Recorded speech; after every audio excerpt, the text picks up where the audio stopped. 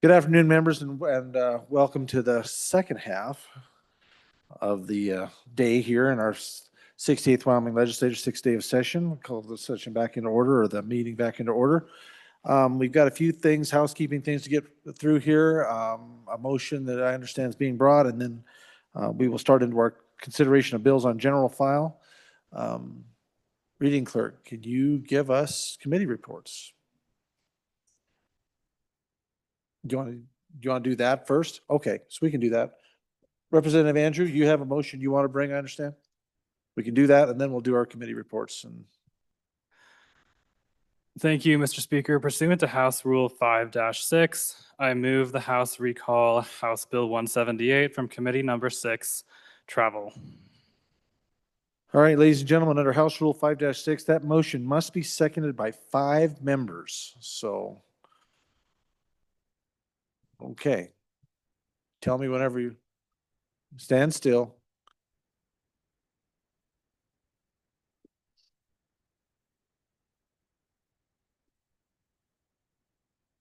Okay, she said it's good. The motion has been seconded by 5 members. It is debatable as to the advisability of the motion and requires a majority of the elected members. So, members want to speak? Representative Byron. Thank you, Mr. Speaker. Body, this came out of Friday evening.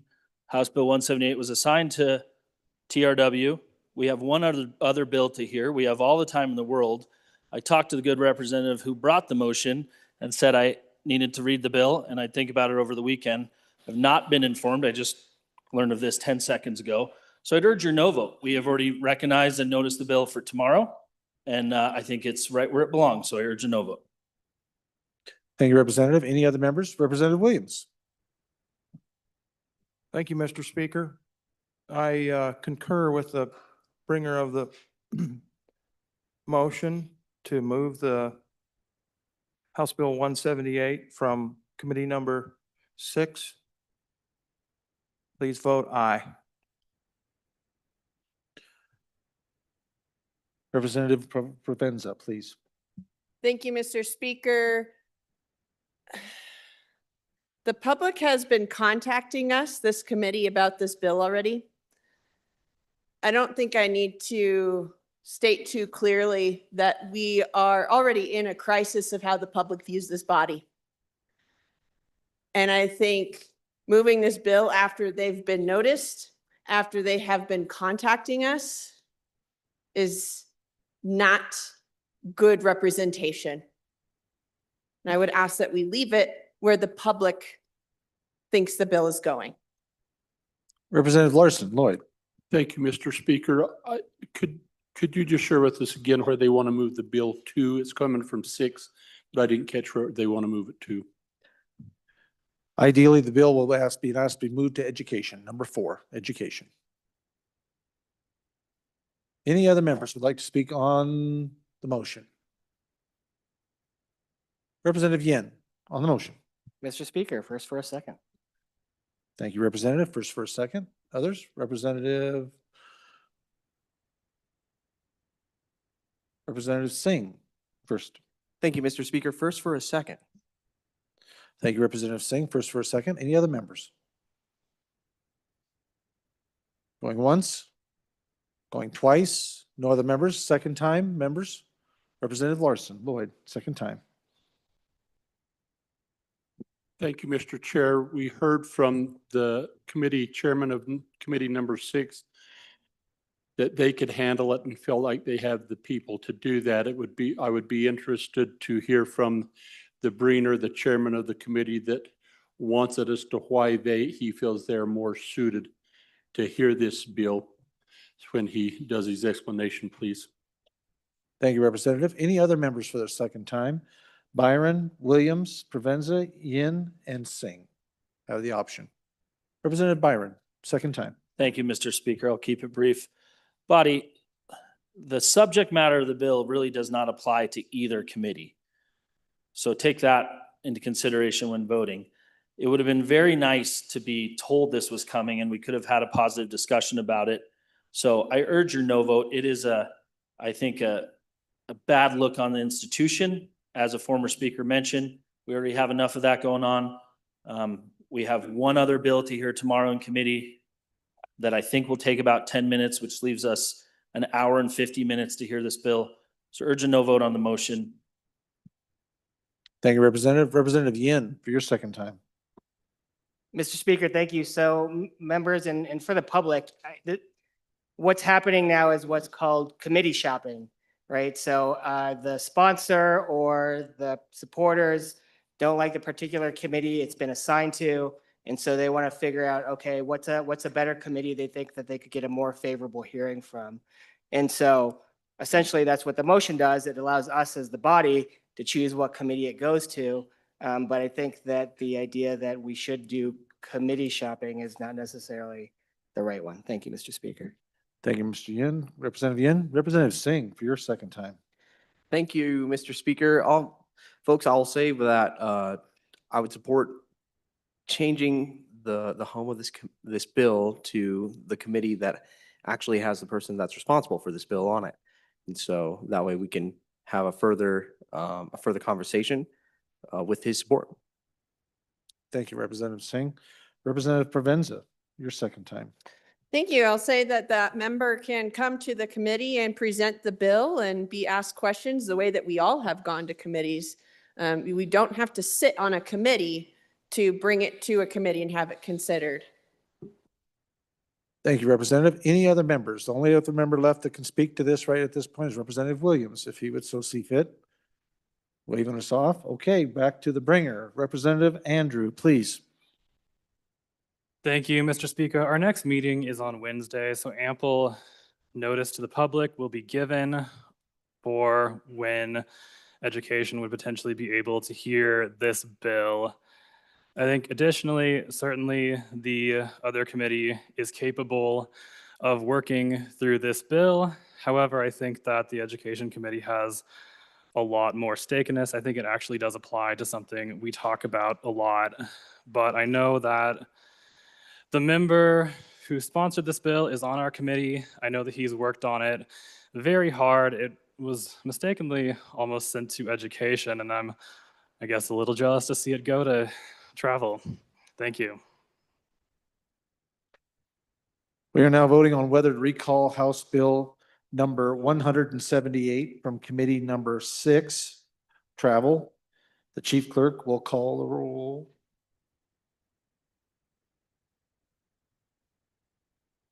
You want to just do a voice vote? Because calls on this here. We can certainly do that. It's a simple majority. Yep. It's just ladies and gentlemen, it is, and that was the question asked. It is a majority of the members that would call this back.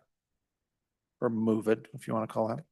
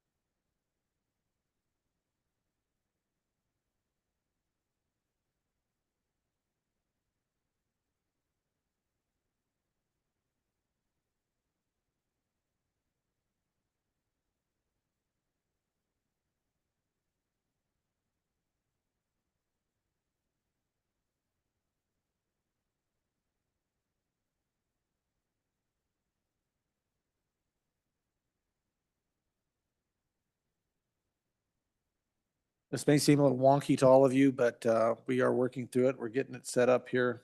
Had to go through some extra steps, get things lined up. So appreciate your patience, ladies and gentlemen.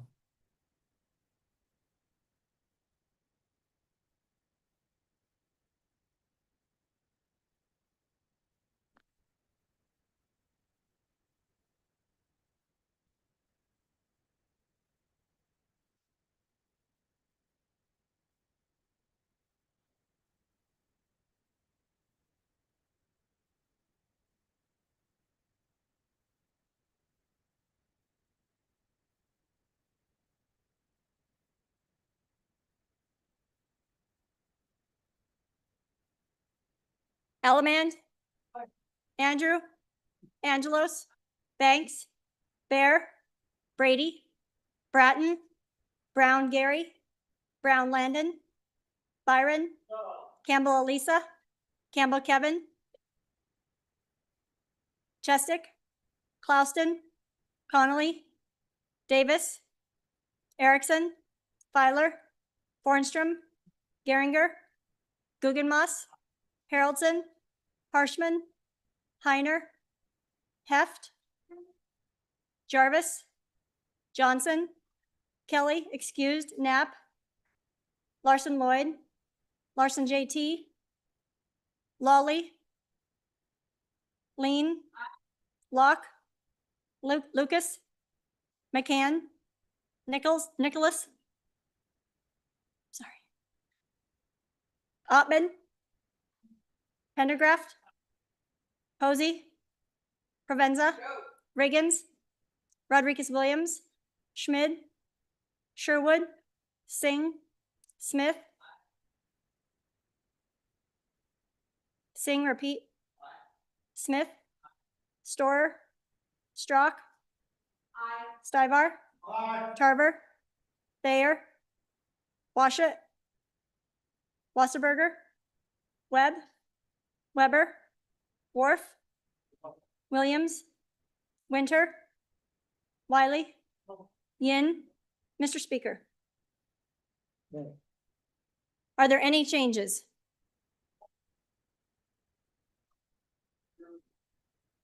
Representative, you have to go to a microphone if you'd like to be recognized. Sherwood, repeat.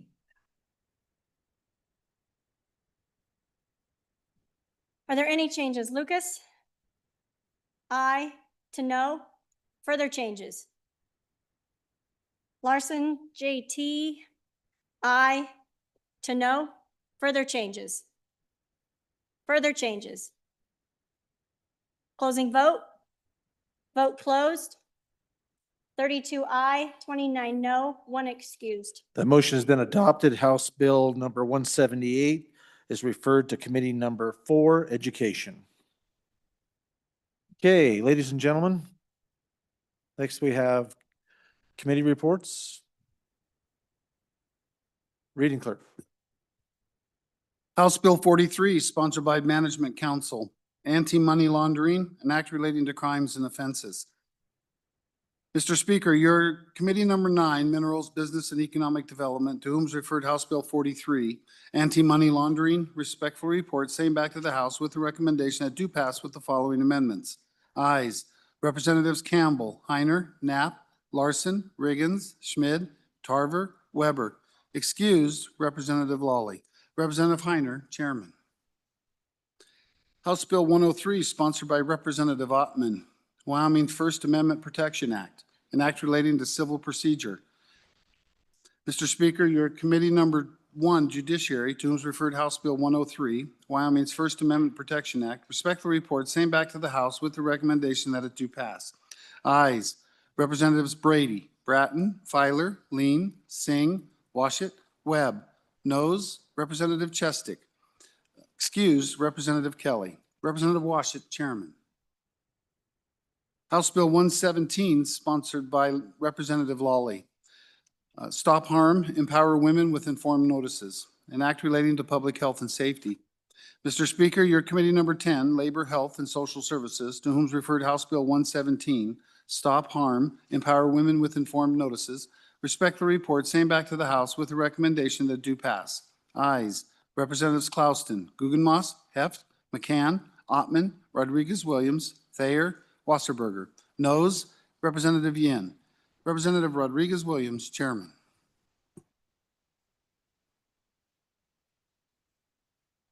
Messages from the Senate. Message number 108. Mr. Speaker, the bill listed below passed the Senate on third reading in an amended form by the vote indicated. Senate File 8, absconding for criminal purposes, criminal offense. Ayes 17, noes 13, excused 1. Message 109. Mr. Speaker, the bill listed below passed the Senate on third reading in an amended form by the vote indicated. Senate File 28, elections, voting machine and voting system tests. Ayes 30, excused 1. Message 110. Mr. Speaker, the bill listed below passed the Senate on third reading by the vote indicated. Senate File 30, elections, voter registration revisions. Ayes 28, noes 2, excused 1. Message 111. Mr. Speaker, the bill listed below passed the Senate on third reading by the vote indicated. Senate File 80, Department of Revenue, electronic communication. Ayes 30, excused 1. Sincerely, Ellen Thompson, Senate Chief Clerk. Thank you, Reading Clerk. All right.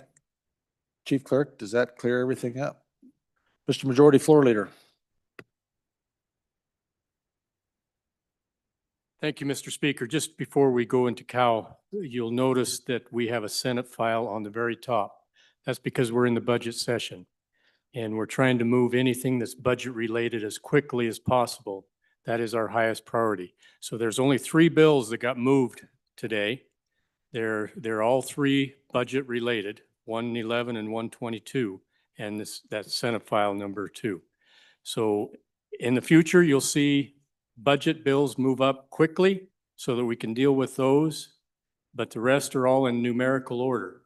Now we have 35 of them on the list today. Remember, we had about 89 that passed introduction. To pass introduction took 2/3 votes. So each one of these bills are important to at least 2/3 of the body. Now we're going to run out of time if we don't move through these and take care of business as quickly as possible. To do 89, we've done a few of them already, but we need to try to do 25 or more each day. We've got today, Wednesday, and Friday. So I just ask that the body don't repeat the same thing over and over again. We want to hear your testimony. We want to hear the things that are important, but we don't need to hear the same thing over and over again. So with that, Mr. Speaker, I move that the House resolve itself into the committee of the whole. You have heard the motion by the good majority floor leader. All those in favor signify by saying aye. All those opposed, no. Motion carries. Congratulations and welcome, Representative Guggenmoss.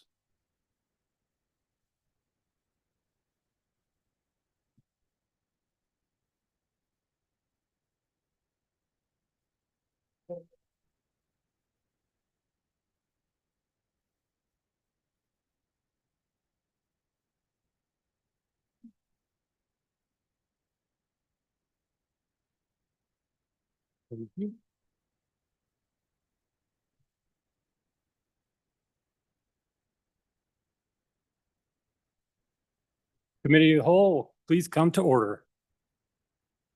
Representative Sure. Guggenmoss? Yes. May I Mr. ask Speaker. privilege? Yes, privilege. Thank you, Representative. I forgot to announce this up there, and I'm going to do this quickly. For any of you that went home this weekend, you need to go back and sign in the LSO office. If you have not done that, please make sure that you do that. So in the book, you'll go in, you know what the book is, fill it out, get your signatures on it. Yes, Representative Davis, you've got to go sign in. So with that in mind, and we'll announce that again, but just so we don't forget, thank you, everyone.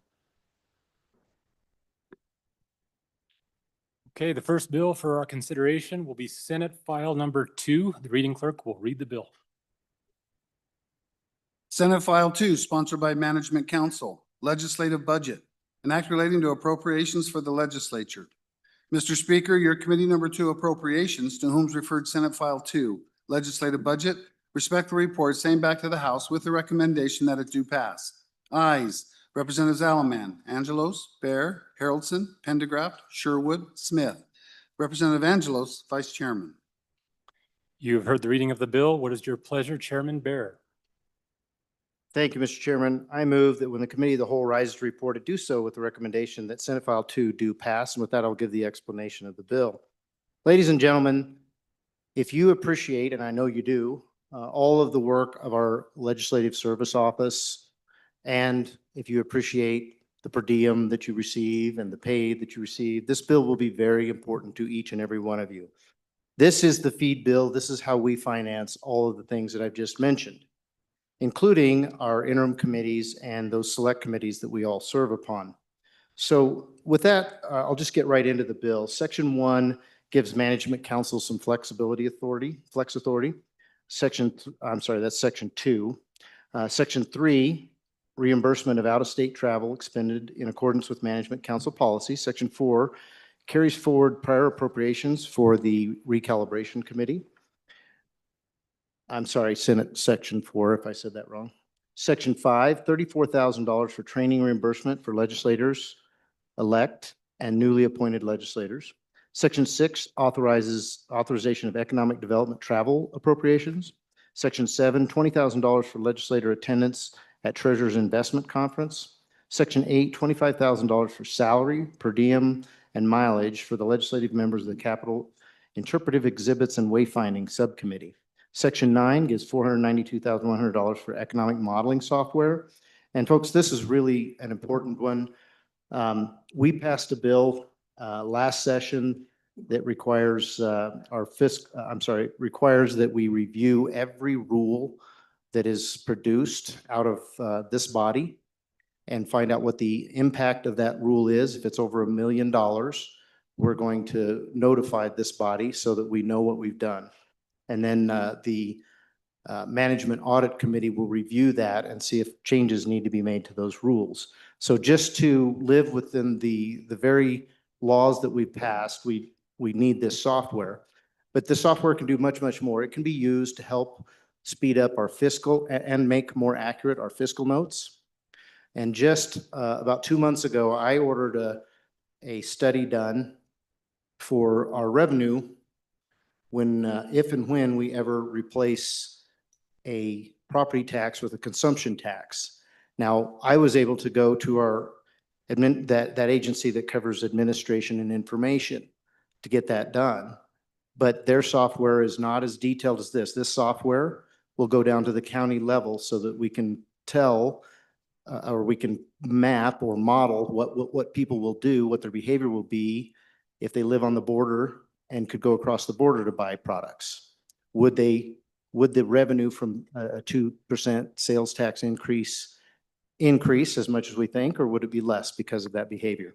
That's what this software would do. That is a biennial cost of $492,100. Also, just a 30,000 foot level. If you look at this above the line, that's all those sections I just mentioned. 26 million this year, 23 million in the previous budget, a difference of 2.5 million. And then the below the line total is a reduction of 707 million. So this bill comes in at just over 26.5 million. And it was just under 25 million in the previous budget. So that's about a 7% increase. The increases are along these lines: 1.65 million for LSO for employee positions to meet needs of the legislative branch, $450,000 for employee benefits, including legislative workers' comp coverage, $300,000 for general admin support, IT and AV services primarily, $500,000 for economic modeling software, and that I just described to you. It's not in there twice. Some decreases: $300,000 for legislator interim costs, $350,000 from Management Council Contingency Fund. This fund currently has a balance of 3.5 million in it. And so the normal amount that we would put in there each biennium would be 350,000. So we're not doing that this year. $150,000 reduction for improvements to CSG West annual meeting, and $500,000 for school recalibration costs.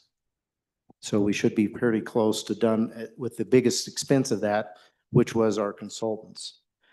And so with that, I ask for your favorable consideration. This is an important bill. It came out of the Senate this way with, I don't think there were any changes from the recommendation from our management council. Thank you. Is there any further discussion on the bill? Representative Williams. Thank you, Mr. Chairman. Appreciate that introduction, and I agree with that. Something that's on my mind, not against this bill, but something that's on my mind I think we all ought to think about. If you look under salaries, there on lines 2 and 3, there's about $3.5 million for us during session and during the interim. And we're going to be having conversation about state employees and paying them a fair wage for a fair day's work. And so I'd just like everybody to think about that. If we're expecting them, if we're asking them to endure a little pain, I'd like to ask all of you, are we willing to share in that? I certainly am. And so I'd appreciate if we all thought about that the next few days. Thank you. Representative Lawley. Thank you, Mr. Chairman. I was just wanting to ask the bringer of the bill a question about the reduction in interim costs and what that might represent. Is that a kind of decision that we won't have more than 2 meetings per committee? Or is that just some other reduction in cost for interim? Representative Brown. Thank you, Mr. Chairman. 2 questions that I have. The first one is the increase in salaries for our staff. Just curious if that represents a pay increase to our staff, if that is increasing the number of positions that we're getting for our staff. What does that look like, and what can you tell me about that? That was about about a $2.5 million difference between that biennium and this biennium. And then the other thing that I noticed is about a $500,000 difference between last budget and this budget for general administrative purposes. And I didn't know if that's where the modeling software actually falls in, or if that is being line item somewhere else in the budget. Speaker Pro Tim Haroldson.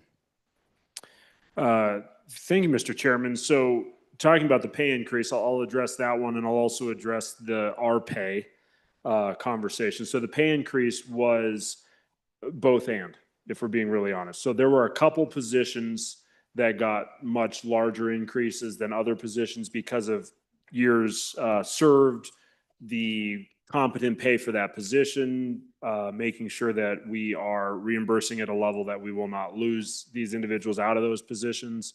And so it is pay increases across the board, but it isn't just a direct percentage pay increase. That was directed by our staff to what was appropriate or what was good for those different positions. And we had those conversations in management council as to the reason and logic they had behind that conversation.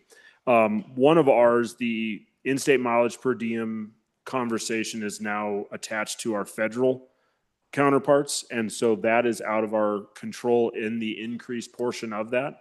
And so as the federal mileage increases or the federal per diem increases, that shifts and changes ours. And with that, if there is anyone here who is like, we do want to be able to give back in the mileage and per diem, is a place that you can do that involuntarily, where you can say, hey, I'm not going to claim my per diem and mileage, and that'd be a way to give back in this position. Chairman Burr. Thank you, Mr. Chairman. I'll answer the general administration question. That is for information technology, copying, supplies and equipment, contract services, special projects, including legislator staff and computer replacements. Representative Landon. Brown, sorry. Thank you, Mr. Chairman. So, body, I appreciate very much the 40-ish members of our staff. I appreciate them more than I think we all do, right? But I want to be careful what this body is going to send with this message, with this particular budget. And I've said this every single time that this particular bill has come before this body. And for the 4 of you that have heard this, I'm sorry that you have to hear it again, but for the remainder of you, this sends a really, really bad precedent that we're going to authorize pay raises for the legislative branch, for our staff, for the 40 people that we feel that do our work here. We feel really good about authorizing that pay raise. But at the exact same time, tomorrow, we're going to debate a much larger budget that has many more employees that, I'll be honest with you, I see them the exact same way. They're our staff. We're the board of directors for an entire state of Wyoming. They carry out the policies and the procedures that we're doing. And we have stripped the ability to bring them to 2024 pay scales. So out of one side of our mouth, we're saying this is really good and we appreciate the value and the work and the hard work that our staff does.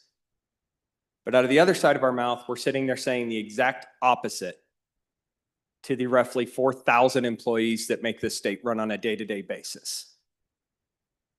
It's not a good look. I will continue to advocate for all of our state employees, whether it's judicial, whether it's legislative, or whether it's the executive branch. They make this state run. We're here in session for 20 days this year, 40 days the next. Those people are in their offices for 2,080 hours a year. They make the state run. I think we need to be very, very careful in how we consider this, and I appreciate our staff beyond belief for the work that they do. And that's why I'm going to vote to move this forward, but I hope you guys will all consider that idea when we move forward with tomorrow's bill and taking care of the rest of our employees that make the state run too. Chairman Burr. Just call the question. Further discussion? Question being called. All those in favor of Chairman Bear's motion that when the committee of the whole rises to report, it does so with the recommendation that House Bill or Senate File 2 do pass. All those in favor say aye. Those opposed, no. Motion passes. Next bill for our consideration is House Bill 111. The reading clerk will read the bill. House Bill 111, sponsored by Appropriations, State-Funded Capital Construction, an act related to state-funded capital construction. Mr. Speaker, your Committee Number 2, Appropriations, to whom is referred House Bill 111, State-Funded Capital Construction, respectfully report same back to the House with the recommendation that do pass with the following amendments. Ayes, Representatives Alaman, Angelos, Bear, Haroldson, Pendergraft, Sherwood, Smith. Representative Pendergraft, Vice Chairman. You've heard the reading of the bill. What is your pleasure, Chairman Pendergraft?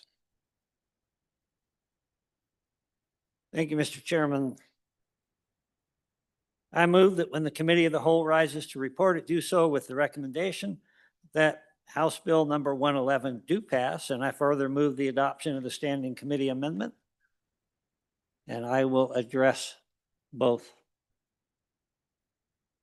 Thank you, Mr. Chairman. Ladies and gentlemen, this is the state-funded capital construction bill. It includes, as its name implies, all of the state-funded capital projects that are ongoing. And I will just walk through the bill a little bit, give you an idea of what's there. Page 1 and 2 are definitions. I would draw your attention to a couple of definitions. Line 7 on page 2, you see the PR, that's private funding sources. And as you look at the money being spent in various places, especially in this particular version of this bill, it's very helpful to understand where the money's coming from. I would also draw your attention to paragraph B at the bottom of page 2. Appropriations for projects in this act remain in effect until the project is completed, unless otherwise provided. The amounts appropriated for projects in this act shall be expended only on the project specified, and any unexpended, unobligated funds remaining from upon completion of the project revert to the accounts from which they came. I would also tell you that these amounts that are in here are to be considered a maximum amount. Section 2 goes into the various projects, and if you go to your agency budget requests, number 227 is a summary of this, the state funded. So if you have questions on what exactly this means, because you see like SCD, which is State Construction Department Level 1 and 2, and you don't really know what that is, it's explained in detail within that other one. This first one that I just mentioned, there is a footnote there, and it tells you basically what we're looking at is planning for state fair dormitories. There is a facility in Newcastle. The Wyoming Community College Commission is looking at an industrial technology building at Casper College. And at the top of page 5, you'll see Wyoming Community College Commission, a health science facility at Casper College. So those are in the planning stages, and that 1.2 million is in order to fund the moving ahead through that planning and development there. There is a contingency fund on page 19 of Agency 227's request. You will learn essentially that there's an emergency and we need to have some cash. That's what that's there for. A couple of other items, the military things are on pages 31 and 35. We would point out that page 35 describes the training barracks at a rate of 42 million. At this time, I'm going to move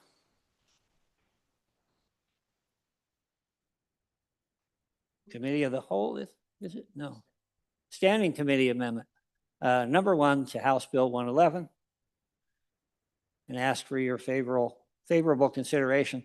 What this one does is add a line between 6 and 7 on page 4, and it introduces another project, which is at the fairgrounds. They have a show building down there. Currently, it has a dirt floor, which has to be regularly maintained.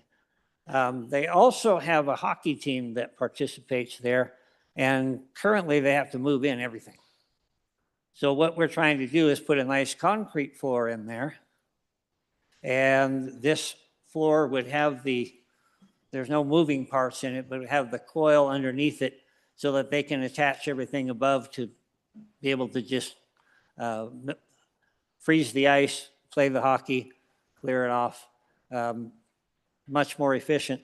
You will note that that $2 million that we're asking for in this case is all private funds. So all we're asking for is a spending authority to be able to go ahead and build this floor. And as it's completed, the rest of that equipment is being provided by local private sources.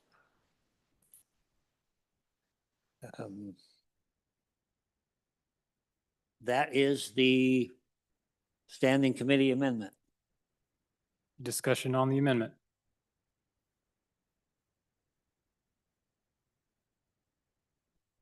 Question having been called, all those in favor of Standing Committee Amendment number 1, say aye. Opposed, no. Standing Committee Amendment number 1 has been adopted. We are back on the bill. Thank you, Mr. Chairman, and thank you, body. Back to line 7. Line 7.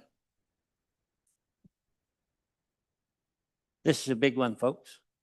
It's way overdue. It's the Veterans Hospital in Buffalo. The building has been kind of put on hold for quite a while. There are, if my memory serves, it was about 67 million in federal funds that would arrive to help defray the cost of this. We've been kind of dragging our feet waiting for those federal funds to arrive. In the meantime, we have our veterans living in less than ideal conditions. And the longer we delay, the more expensive this project becomes and the less the federal funds are effective. And so we're basically asking the state to front the money to get this thing built. And then as the federal funds come back in, how those are handled are detailed in notes 2 and 3. Essentially what that does is replace the state money with federal money as the federal money comes in. Other details are listed in there. Some other projects are listed, and then we have the notes cited in that chart.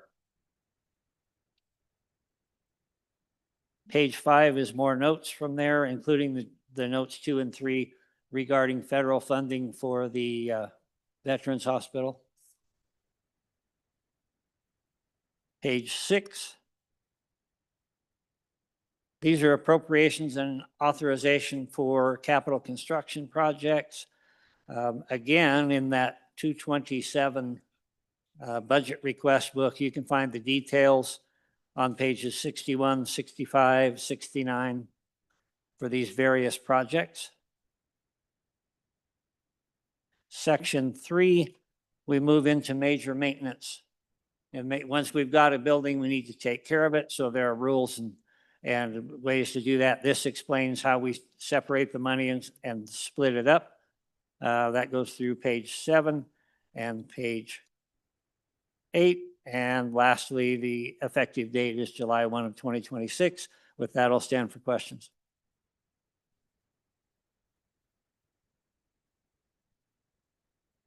Representative Stivar. Thank you, Mr. Chairman. I just want to make a correction. It's not a Veterans State Hospital.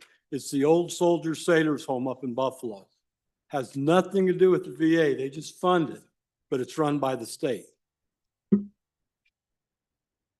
So we do have amendments. Okay.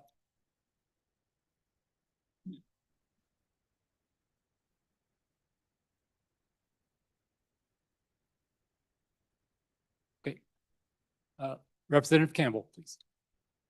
Thank you, Mr. Chair. Just a couple of questions, just for clarification for me, if you would, please.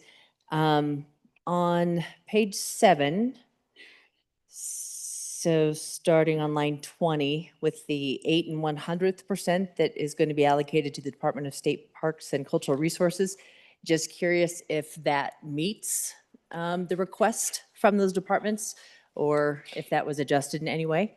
And then on page 8, line 3, starting with the 36.4% that would be allocated to the University of Wyoming for university buildings. There's an exclusion for student housing, student union, and auxiliary services with a note that those are funded by university self-sustaining revenues. So I was curious as to what those self-sustaining revenues are and where those additional funds might be coming from.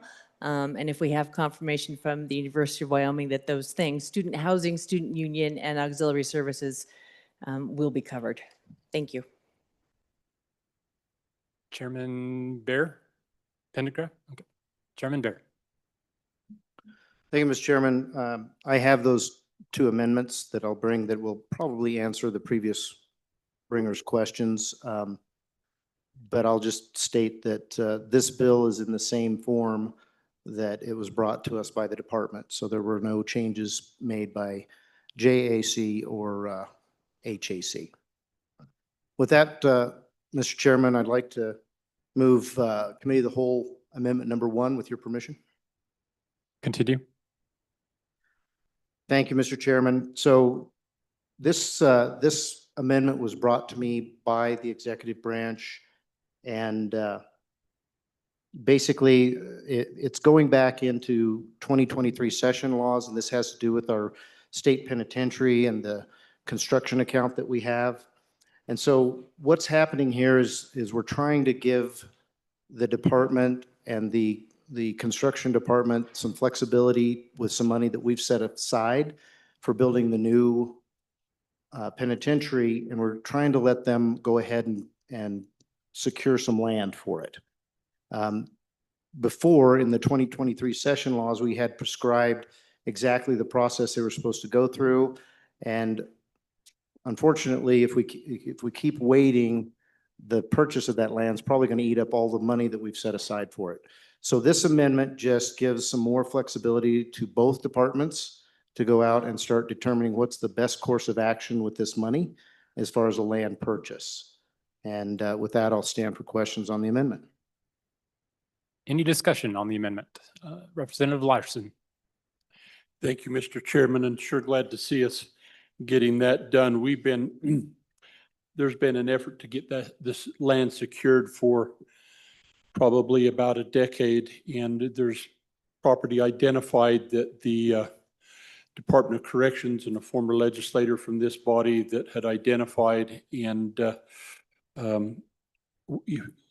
if we keep delaying this, not only will it go up, or the land may just disappear. So really appreciate and support this amendment. Further discussion on the amendment? Question having been called, all those in favor of Committee of the Whole Amendment number 1, say aye. Opposed, no. The Committee of the Whole Amendment number 1 has been adopted. We're back on the bill.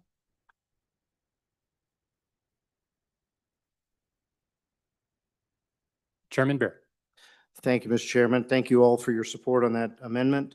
And now I move Committee of the Whole Amendment number 2 to House Bill 111 and ask for your favorable consideration. And I'll give the explanation. In fact, what I'll do is I'll read what we got from the department. This is a technical correction, but it does come with a price. So the new student center at the Northwest College is not included within the introduced major maintenance. So what we're doing here is we're adding that in, and that happened because of a system error. If included, the major maintenance would cost $375,000, $375,503.24 in general fund money in this upcoming biennium. And here's the explanation of what happened. The database for tracking facilities and their major maintenance is run by the Community College Commission. And new facilities are added to the database upon completion. The construction department states that a discrepancy was discovered after the figures were provided to the State Building Commission. They explained that this error was likely a result of a system error within the database when adding new facilities to recalculate the major maintenance figure. So with that, I'll stand for questions. Any discussion on the amendment? Representative Larson. Thank you. The question I had, and I've been wondering, trying to figure out, I've seen how they shifted that little percentage around back down to the colleges, but it seems to me that if you have an overall formula based on square footage, if my recollection's right, if we added square footage, then the overall formula would increase in funding rather than have to diminish from the other two pots to add to this. You'd think that there would be an additional X amount, whatever that is, because we added square footage. If you could explain where I'm misunderstanding, I'd appreciate it. Chairman Bear. I'm going to have to actually get with the department to get you that specific of an answer. Further discussion on the amendment? Question? Question having been called, all those in favor of Committee of the Whole Amendment number 2, say aye. Opposed, no. The Committee of the Whole Amendment number 2 has been adopted. We're back on the bill. Representative Bratton. Thank you, Mr. Chairman. I move Committee of the Whole, third reading, no, I'm sorry, Committee of the Whole Amendment number 3 to House Bill 111 and ask for your favorable consideration. And I will now explain the amendment.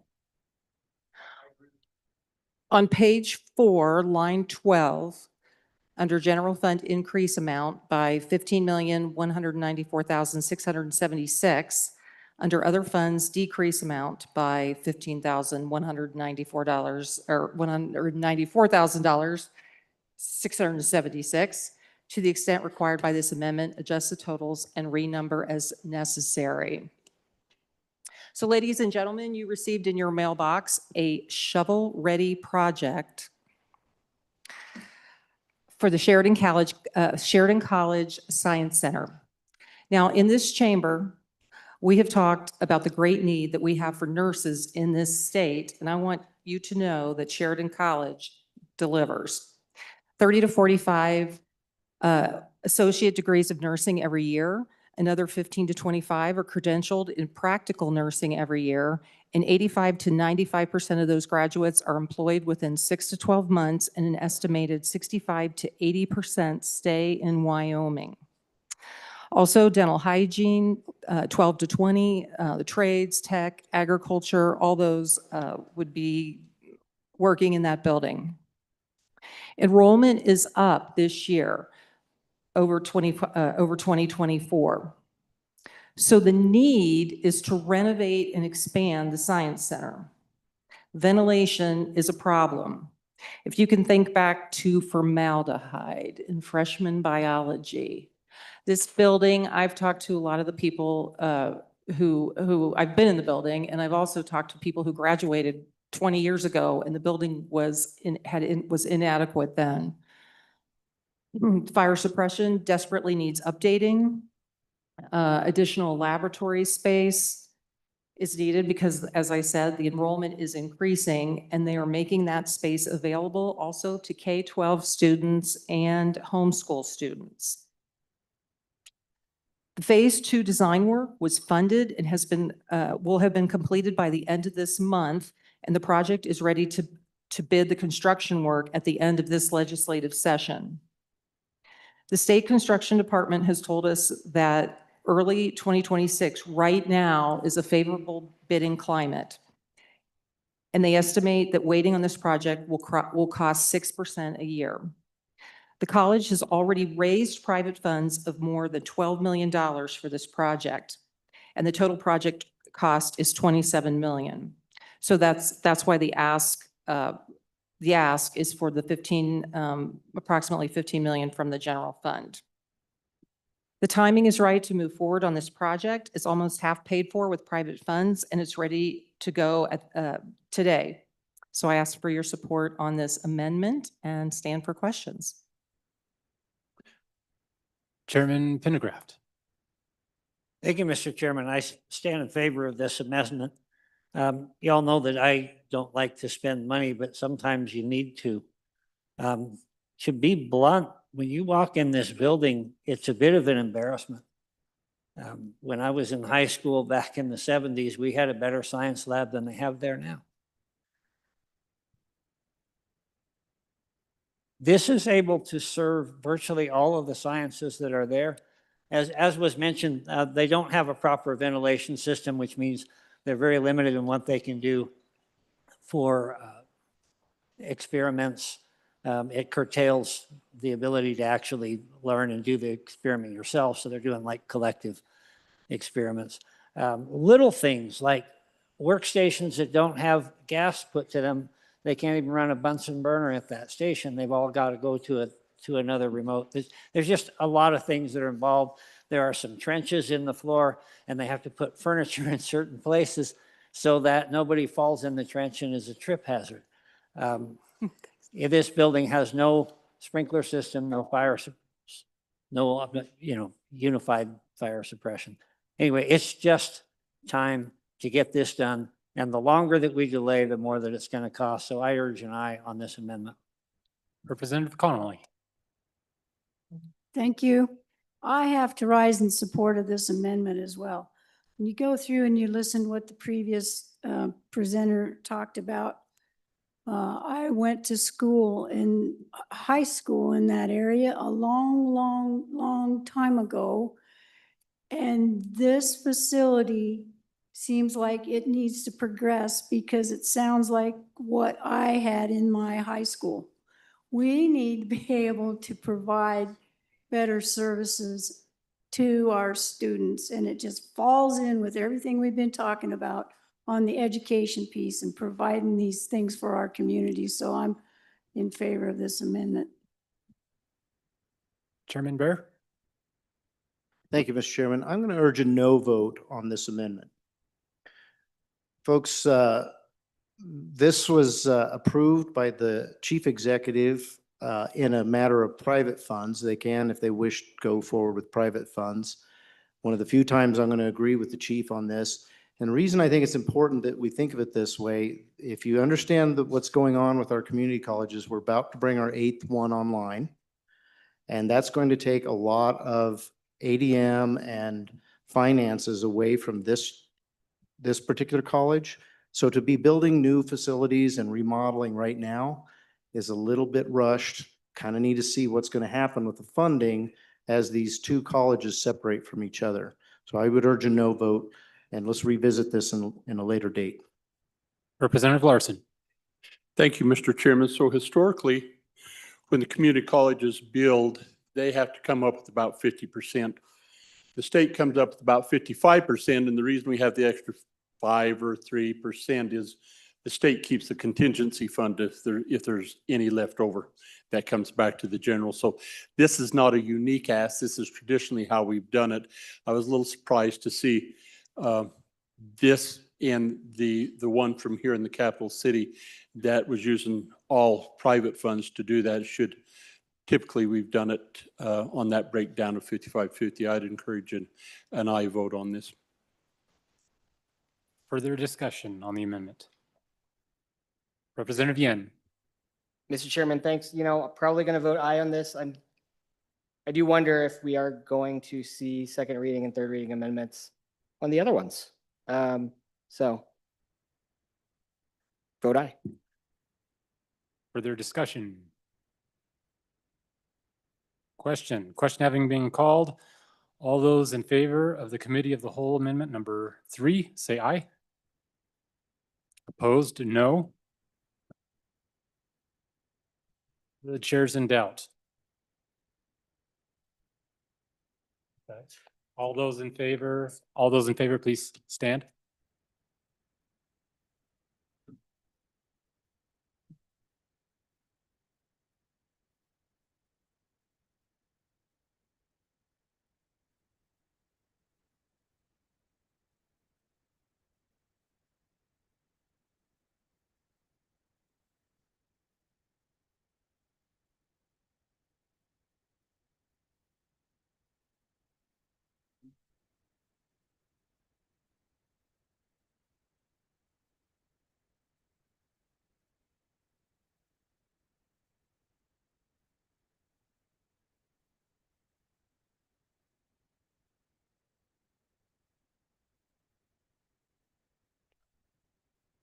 Down.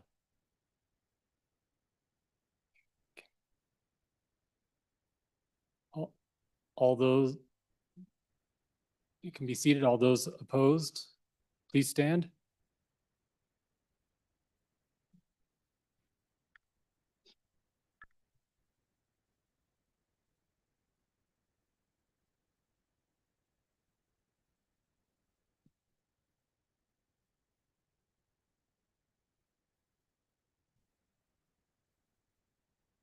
I'm down.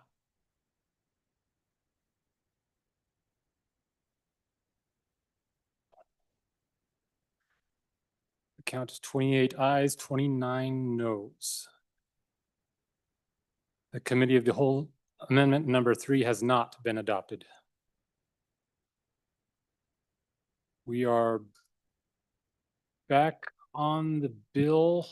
There's one more amendment.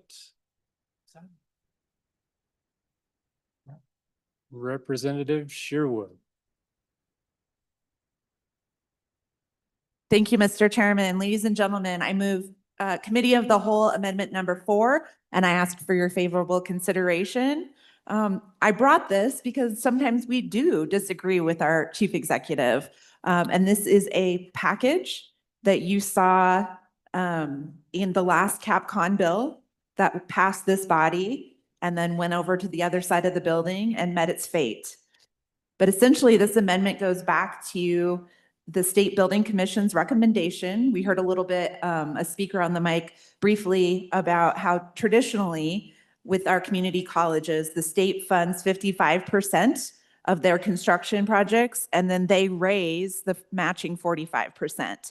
So that's what this formula does for 4 projects. This is in Northwest Wyoming and then here in the capital city, neither of which are in my district, but I'm bringing you this package deal because I like to use taxpayer dollars wisely. These projects are shovel ready, contractors on site, and if we go today, we save what will eventually be an inflationary adjustments. And so between when the CapCon bill passed this body last year and today, the projects went up by $1.2 million. And so this amendment would prevent that escalating cost to happen again. Again, this is exterior renewal to 3 projects here in the capital city, and then the building that you just heard about in Northwest Wyoming. And with that, I'll stand for questions. Discussion on the bill, Representative Geringer. Thank you, Mr. Chairman. I'll speak to the three projects here in the capital city. As the previous speaker from over the hill mentioned, this was approved in last year's budget that we passed through the House, and the cost of waiting that extra year, that inflationary cost, has cost us an additional $1.2 million. The three projects really are, and I'll get a little nerdy on you a little bit, the engineer in me.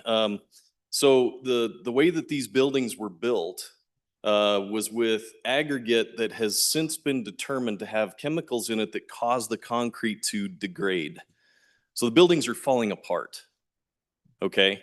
With the foresight of our community college and looking at how we can do things without building new buildings, they came up with a method by which to save those buildings. And actually, in addition to that, they'll make it look a little bit better. But really, the goal here was just to remedy the moisture and degradation of the concrete.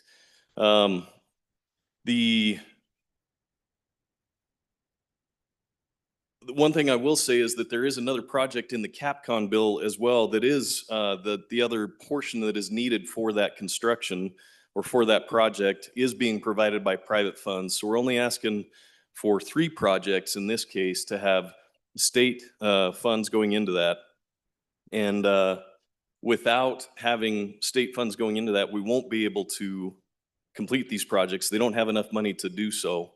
And again, it's going to cost more money down the road, and there's going to be more degradation, and we run the risk of losing these buildings. So I ask for your favorable consideration on this amendment. Representative Nicholas. Thank you, Mr. Chairman. And I just want to piggyback on top of our prior speaker.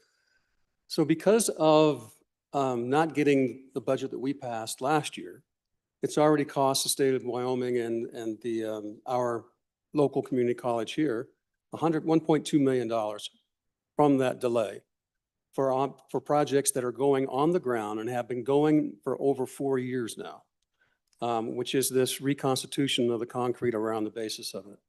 And for those of you who have not been out to LCCC, it's a little bit different.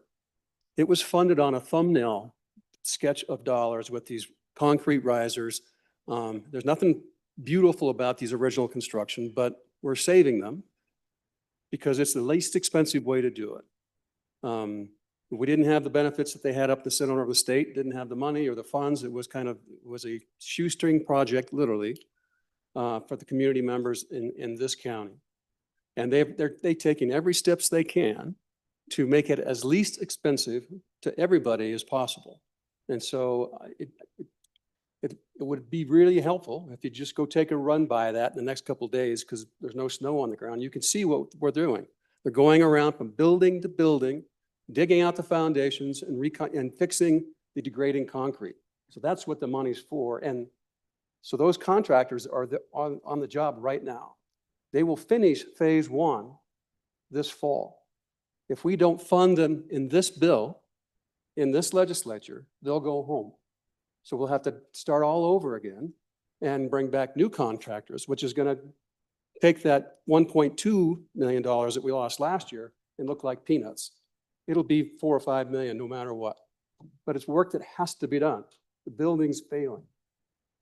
And by the way, there's a reason I didn't vote for the last bill that just came up, because I don't think they should be segregated. I think all community colleges should float together, and we should support them all. And so on in favor of this and for our good friends up in Sheridan County. Further discussion on the amendment. Chairman Bear. Thank you, Mr. Chairman. I just urge a no vote. Further discussion? Question being called. All those in favor of Committee of the Whole Amendment number 4, say aye. Opposed, no. In doubt again. All those in favor, please stand.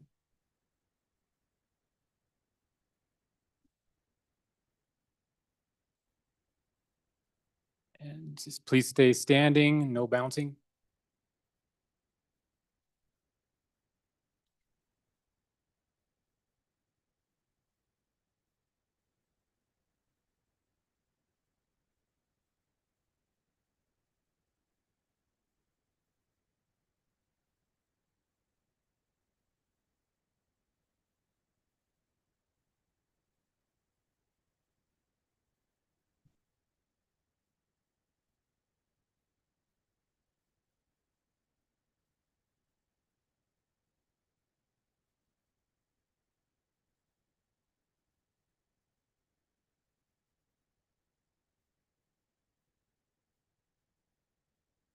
Please be seated. All the noes, please stand and remain still.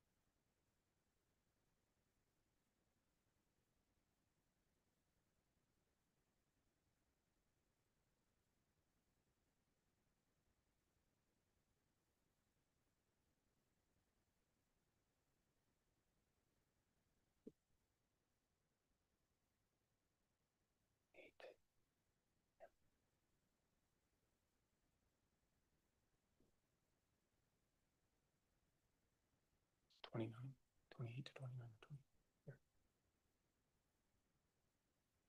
20.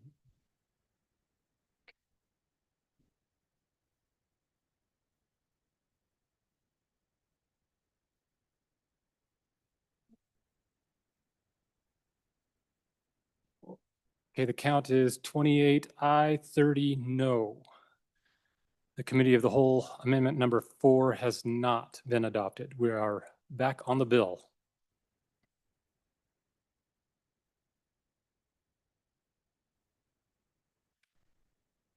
Further discussion? Are we ready for the question?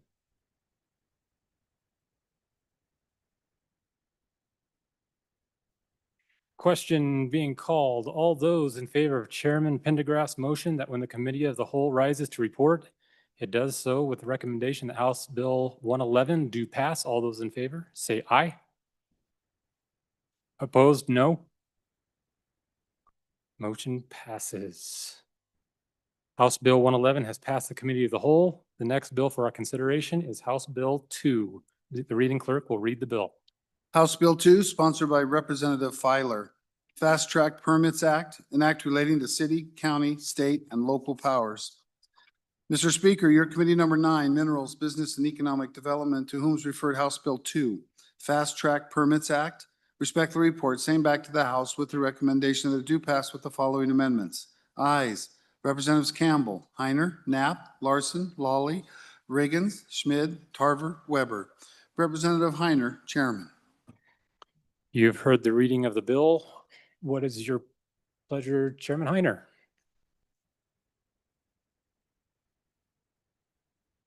Thank you, Mr. Chairman.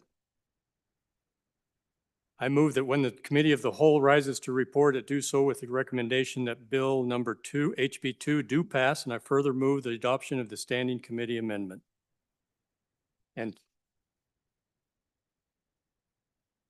to present that as the good young man from just local here. Representative Filer. Thanks, Mr. Chairman. Folks, I'm not gonna waste your time. We're gonna fast track right through this bad boy. Now, all right, so I think, Mr. Chairman, first thing we want to do is probably work on the Standing Committee Amendment. I believe that was moved by the chairman. The Standing Committee Amendment on House Bill 2, what it does, folks, is kind of just aligns some definitions with certain building codes and stuff like that, so we didn't have different definitions to where they lined up, so everybody knew what they were doing. And just makes the bill just a little more seamlessly better. With that, I'll take questions on the Standing Committee Amendment. Discussion on the amendment. Question. Question having been called. All those in favor of Standing Committee Amendment number 1, say aye. Opposed, no. No. Standing Committee Amendment number 1 has been adopted. We are back on the bill. Mr. Chairman, thank you. Back on the bill, fast track permits, everybody. All this does is give timelines where they're standard across the state with building departments if you're wanting to build homes. That way, everybody knows what they have to do as far as the applicant, all the way down to the building department. Gives those definite timelines so that contractors can prepare and go to work and they know what those times will be. Other than that, Mr. Chairman, I'll stay for any questions. Discussion on the bill. Question. Question having been called. Representative Johnson.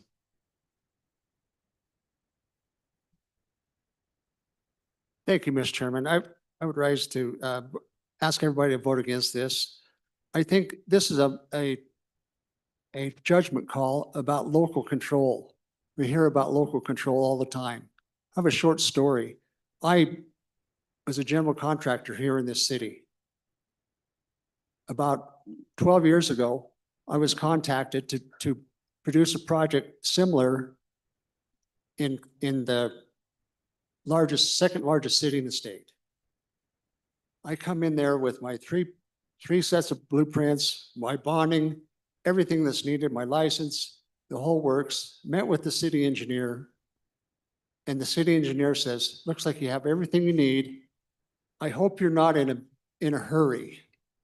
It's Wednesday, tomorrow's Thanksgiving. We're taking Friday off. It might be Monday or Tuesday before you get your building permit. So I was just blown away. So I would say that we're not going to wave our magic wand and fix this problem. I think it's a matter of local control. And I'm afraid that the city will be stuck with a liability if these contracts are farmed out to somebody else. So I voted no on this bill. Representative Geringer. Thank you, Mr. Chairman. I would urge the body's support of this bill. Having been involved in home construction in the past, really this bill is simply about residential construction. It's not about commercial like it was last year. Over the course of the last year, the sponsor has worked extensively, and I've worked as well with some of the different agencies, local agencies, to make this a better bill, something that is palatable to locals. They realize that sometimes there is some guidelines that are needed in trying to keep things efficient.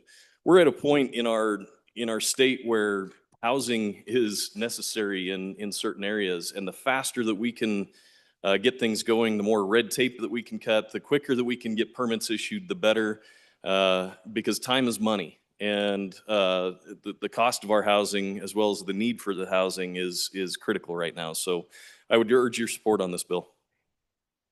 Representative Riggins. Thank you, Mr. Chairman. I had some concerns on this bill regarding small communities that might not have the staffing assistance that other larger towns like this might have. So town I represent, another one way far out west that fits into that category, and they came up and testified, and once we had agreed to the amendments, they were favorable of this bill. Representative Filer. Thanks, Mr. Chairman. And just to kind of push back a little bit, I worked all the way out through the interim on this bill. And to put in perspective with local control, the locals are in favor of this bill. I worked with them, even the smaller communities, we all came together. That's why we found out good dates that works for all of them, timelines that works for all of them, shot clocks that are set in place. So, and they're also okay with holding themselves accountable for not getting permits out on time, because they know that this is a drag for a lot of different developers and home builders. And this could be just you wanting to build your own house. So folks, I would push back on that a little bit. I worked with all the municipalities and counties and every building department in this entire state on this to make sure we had everything in line that would answer all their questions. Further discussion? Question being called. All those in favor of Chairman Heiner's motion that when the committee of the whole rises to report, it does so with the recommendation that House Bill 2 do pass. All those in favor say aye. Opposed, no. House Bill 2 has passed the committee of the whole. The next bill for our consideration is House Bill 10. The reading clerk will read the bill. House Bill 10, sponsored by Judiciary, Sexually Explicit Materials in Libraries, Requirements, an act relating to libraries and education. Mr. Speaker, your committee number 1 Judiciary, to whom is referred House Bill 10, Sexually Explicit Materials in Libraries Requirements. Respect the report, same back to the House with the recommendation do pass with the following amendments. Ayes, Representatives Brady, Bratton, Lean, Singh, Washit, Webb. Noes, Representative Chestick. Excused, Representative Filer and Representative Kelly. Representative Washit, Chairman. You've heard the reading of the bill. What is your pleasure, Chairman Washit? Thank you, Mr. Chairman. I move that when the Committee of the Whole rises to report, to do so with the recommendation that House Bill 10 do pass. And I further move the adoption of the Standing Committee amendment and turn over the explanation of the bill and the amendment to the good representative from the center of the state. Representative Lean. Thank you, Mr. Chairman. In the introduction, in the request for an introductory vote, I did read the definition that is located within this bill, so I will not do that now. A few things that I want to talk about are that obscenity possesses minimal minimal social value, excuse me.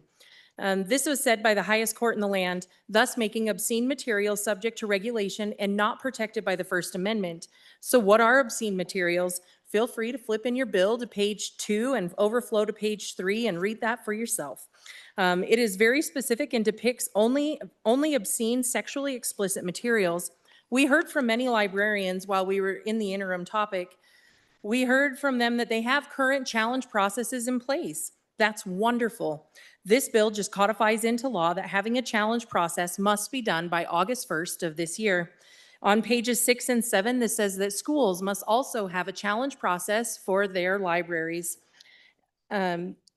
We also need to make sure that their library and media personnel establish this challenge process if they don't have one. And you only receive a fine if you don't have a challenge process in place. There is no fine for not removing the bill, or not removing the book, excuse me. If you turn to page 4 of this bill, you can see where it says that sexually explicit materials are to be cataloged, located, and stored in a section of the library devoted primarily to or that provides materials aimed towards persons age 18 and older. I have a bunch of statistics on why we need this bill. I'd be happy to go through them with you. In the essence of time, I just want to give you just a couple. It infers, early exposure to sexually obscene content overwhelms immature processing capacity. It often causes trauma-like symptoms, anxiety, shame, intrusive thoughts, disassociation, and kids can't metabolize adult explicit content. It interferes with the prefrontal cortex development, leading to poor judgment, conduct problems, and high-risk behaviors. Mental health impacts can be things such as increased depression, anxiety, body dissatisfaction, suicide ideation, and emotional dysregulation. We need to make sure that our children are being cared for at the highest level. And with that, I urge an aye vote. I'll move on to the Standing Committee Amendment and explain that. It moves us on page 2, line 11. It would enter the word primarily after that. So the section would read, children's section means any portion of a library devoted to primarily to or that primarily provides materials aimed towards persons younger than age 18. And then it also adds primarily in for the children's section on page 4, line 7. And with that, Mr. Chairman, I'll stand for any questions on the amendment. Discussion on the amendment. Question being called.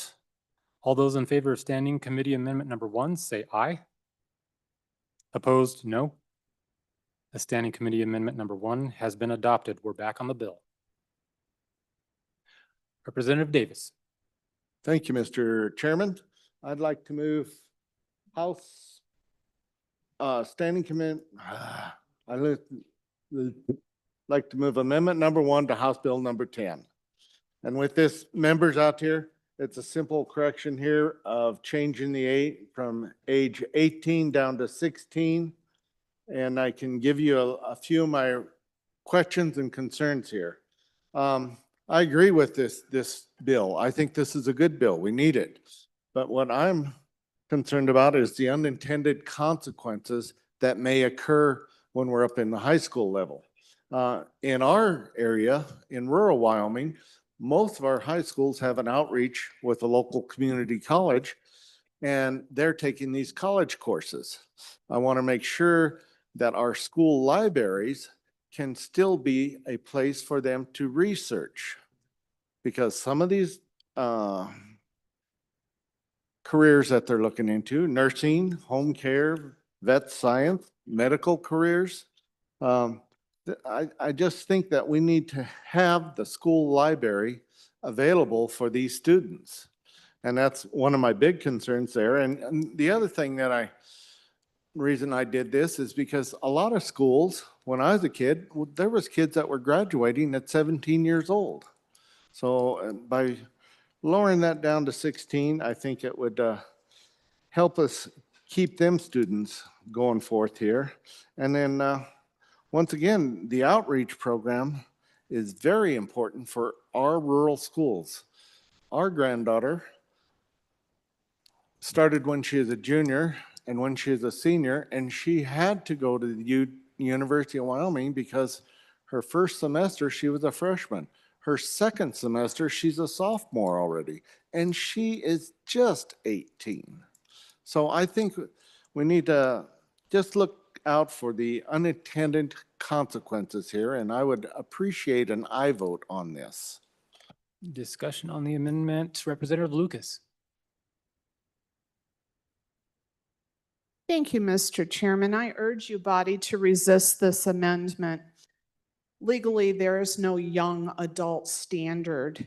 It is adults are 18 years of age or older, and minors are under the age of 18.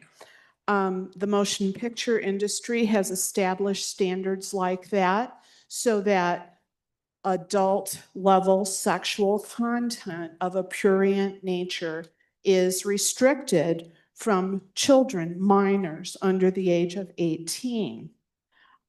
For children who go to college, and I had 2 children go to college in their senior year to the community college in this county, they didn't get to do that without parental consent. Parents are aware then that their children, their minor children, are going to an adult level school. So that is not without parental consent. If you read the bill, it is very descriptive in what types of sexual content is not allowed for minor children. We're not talking adults here, we're talking children. And the level of detail in the bill, I think, is pretty descriptive, and this is not medical information. This is sexual prurient content. So I urge you to vote against this. Representative Yin.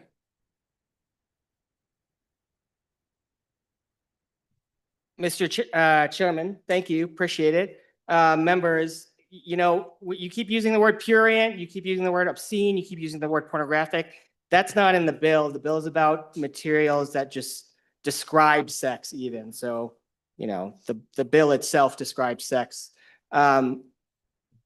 When we're talking about 18 versus 16, I think one thing that we should remember is that we do let kids get married down to 16. And so the idea that we should say that they also shouldn't have access to those materials, I think is very interesting if we want them to get married, but we don't necessarily want them to have access to materials they need when they're married.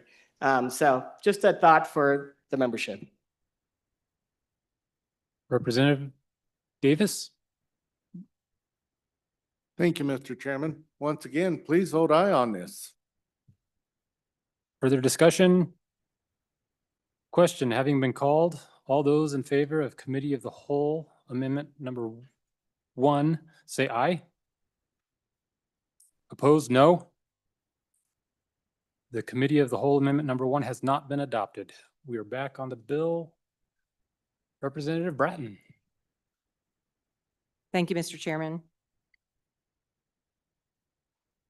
I move Committee of the Whole Amendment number 2 to House Bill 10. And this amendment, we noticed, this is a reshelving bill. This is saying if you have something that is described in A through F, which once again, I encourage you all to read A through F in the bill, that although we addressed the reshelving issue in the county library, we needed to make sure that was also addressed the same in the school libraries. So thank you to Representative Chestick for bringing that to our attention, and that's why he and I together decided that this amendment needed to be added. So if you look at page 7, line 4, after student, insert younger than age 18. So that this amendment reiterates that this is a reshelving bill and not a ban, and it's not prescriptive about how your school librarian would do that. Urge and I vote. Discussion on the amendment. Representative Jarvis. Thank you, Mr. Chair. So I have a question for that because I think we can kind of get to where these both work together. And my question is, and I haven't had a chance to go through the amendments and everything and go through this bill deeply. So is there a place in here where should something be reshelved to the 18 and over? Which we know is a federal law, so we can't really mess with that age. But would there be room for parental consent in the cases of like dual credit books or AP courses or IB courses or the courses where this content is potential? Because it is at an adult level and they're taking adult courses, because there are also not competency, that's on my mind. Why can I not think of what they're called? They're dual credits, and then there's concurrent, thank you, you guys. Concurrent credits, and the concurrent is taught by the teacher in the school. And so is there leniency in here where if the parent provides permission that the child may access books that are deemed 18 and over, that would be allowed?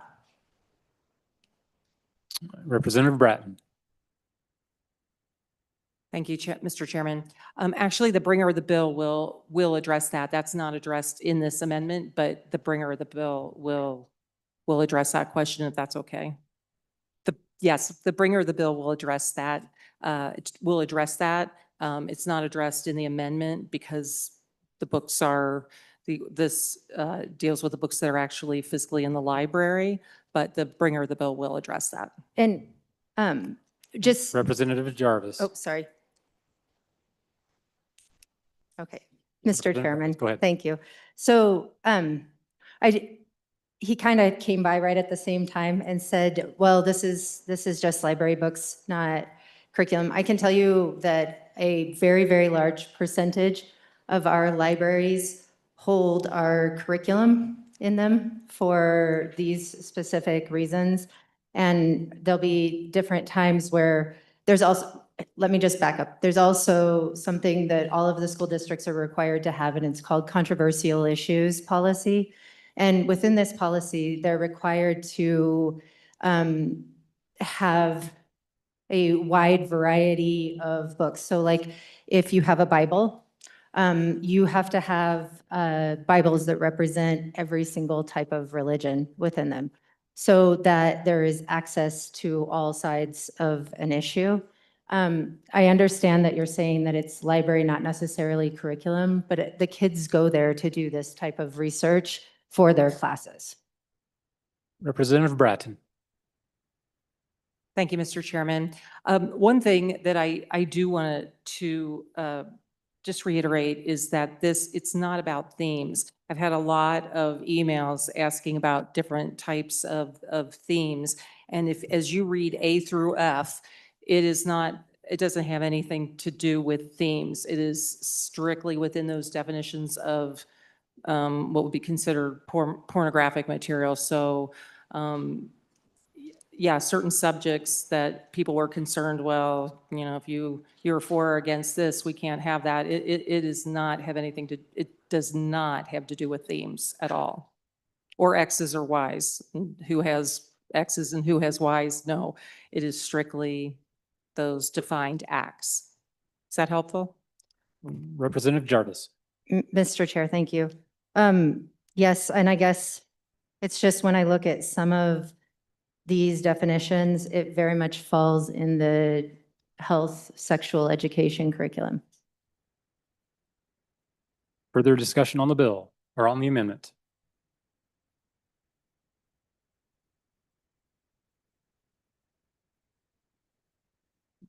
Representative Bratton? Thank you, Mr. Chairman. Again, that is more something that is addressed in the bill. But as far as curriculum goes, I think the Constitution's pretty clear that we can't the Wyoming Constitution dictates that we don't prescribe curriculum, but the biology, I mean, I was a biology teacher, so I don't think anybody has a problem with the plumbing. And we're just concerned about things that go beyond the plumbing. Further discussion on the amendment? Do I have a question? Question having been called, all those in favor of the Committee of the Whole Amendment number 2, say aye. Opposed, no. The Committee of the Whole Amendment number 2 has been adopted. We are back on the bill. Further discussion on the bill. Representative Provenza. Thank you, Mr. Chairman. So for the last comments on that last amendment, the concern that we're not addressing the plumbing, no one's bothered by that. I would say the definition does have issue with that. The definition, and I know folks didn't want to read it, but I will. Sexually explicit material means any depiction or description in any written, pictorial, or electronic form of sexual contact by any one or more of the following. Penetration of the penis into the vagina or anus. Sounds like sex education. Sounds like plumbing. Contact between the mouth. I mean, I could go through these, right? But some of this, as we talked about, some of this is about human development. And this definition takes issue with the plumbing. Representative Chestick. Thank you, Mr. Chairman, and I rise in opposition to the bill. I just want us to take a moment and think about what we're doing here, and let's be honest about what this bill actually does. I've heard it said that the bill doesn't ban books, it just forces you to relocate them in other places, which all by itself kind of concerns me, because if a young person wants to find this book and now it's in the adult section, to go rooting through the adult section to find it, and what else are they going to find there? I don't know. But this bill does in fact ban books, especially in school libraries, which don't have adult sections. By definition, they're for children. They're in schools. So there is no adult section in a school library to relocate a book to. The bill also does not ban pornography or obscene materials. As the good minority leader pointed out a moment ago, those words aren't in this bill. If this bill were trying to ban obscene material or pornography, it would use different language. It would use the Miller test that we all know from the Supreme Court, the highest court in the nation. The Miller test bans things that appeal to prurient interests, that have no redeeming social value, blah, blah, blah. That's the Miller test. And that language is not in this bill. This bill does not use the Miller test.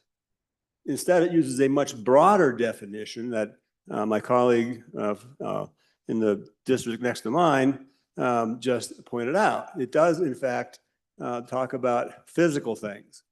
The books that are banned by this bill are books that would be useful to young people taking sex education courses or coming of age books, children going through puberty who are trying to figure out their bodies. And you all probably have children who have been through this. It's a difficult time of life. And any time you can get some help from others who have been there and can help young people figure themselves out, that's a good thing.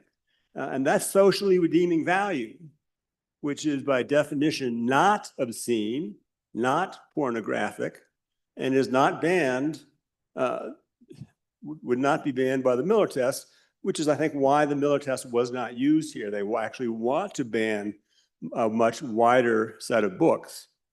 But my biggest problem with this bill is that it creates a situation in which one set of parents, or maybe not even parents, but community members who have a particular point of view, don't want their children or other children to see this material, whereas other parents in that same community are fine with it and actually might prefer to have these books available in the library so that their students, their children can learn from them and figure out what's going on with their bodies and what's going on in their lives. So one set of parents, one set of community members are now given the power to ban those books and tell other parents, you can't let your children see those books. You can't have access to those books in the public library. Please let's not let some parents overrule the choices of other parents. Let's stick with local control. There is no library. I dare anybody in this body to go to a public library or a school library and check out a Hustler magazine or a Playboy or any of those books that any publication that we would all agree is pornographic. They're not in these libraries. The libraries have collection policies. They know what they're doing. They curate properly. We should trust our librarians, trust the local control that exists, and let's not pass this bill. Thank you. Representative Lucas. Thank you, Mr. Chairman. This bill does not use the Miller test. The Supreme Court uses that test when they developed it as a test for what is considered to be obscene for adults, not what is considered to be obscene for children, because it never occurred to them that we would have an argument like this 50 years later. This bill does not ban books, but in my research and in my experiences, and I've gone to several different public libraries, these books are available in the children's section of libraries, and some of the worst books are available in every public library. I have done the research on this. And when I talk to folks who work in libraries, they say it is up to the parents to make sure their children don't access these books. I don't know about you folks, but I spent a lot of time as a child in libraries without my mom hanging over my neck because she didn't have to worry that I was going to get books that depicted pictorially how to do a blowjob. It didn't exist back then, but it does now. And Point of order. Hey, let's try to keep that kind of talk down, please. That depict oral sex, that's in the bill. I apologize for offending anybody, but these books say those words also and depict them. So librarians say parents need to come to the library with their kids to make sure that they don't get books from the children's section that would be inappropriate according to the parents' wishes. But the library gets to choose. It is not up to the government to decide whether our children get to read these books or not. It's up to parents. If you want your child to read The Handmaid's Tale, go to the adult section of the library, check it out, and give it to your child. That's what this bill allows you to do. I urge you to vote in favor of this bill. This protects our children.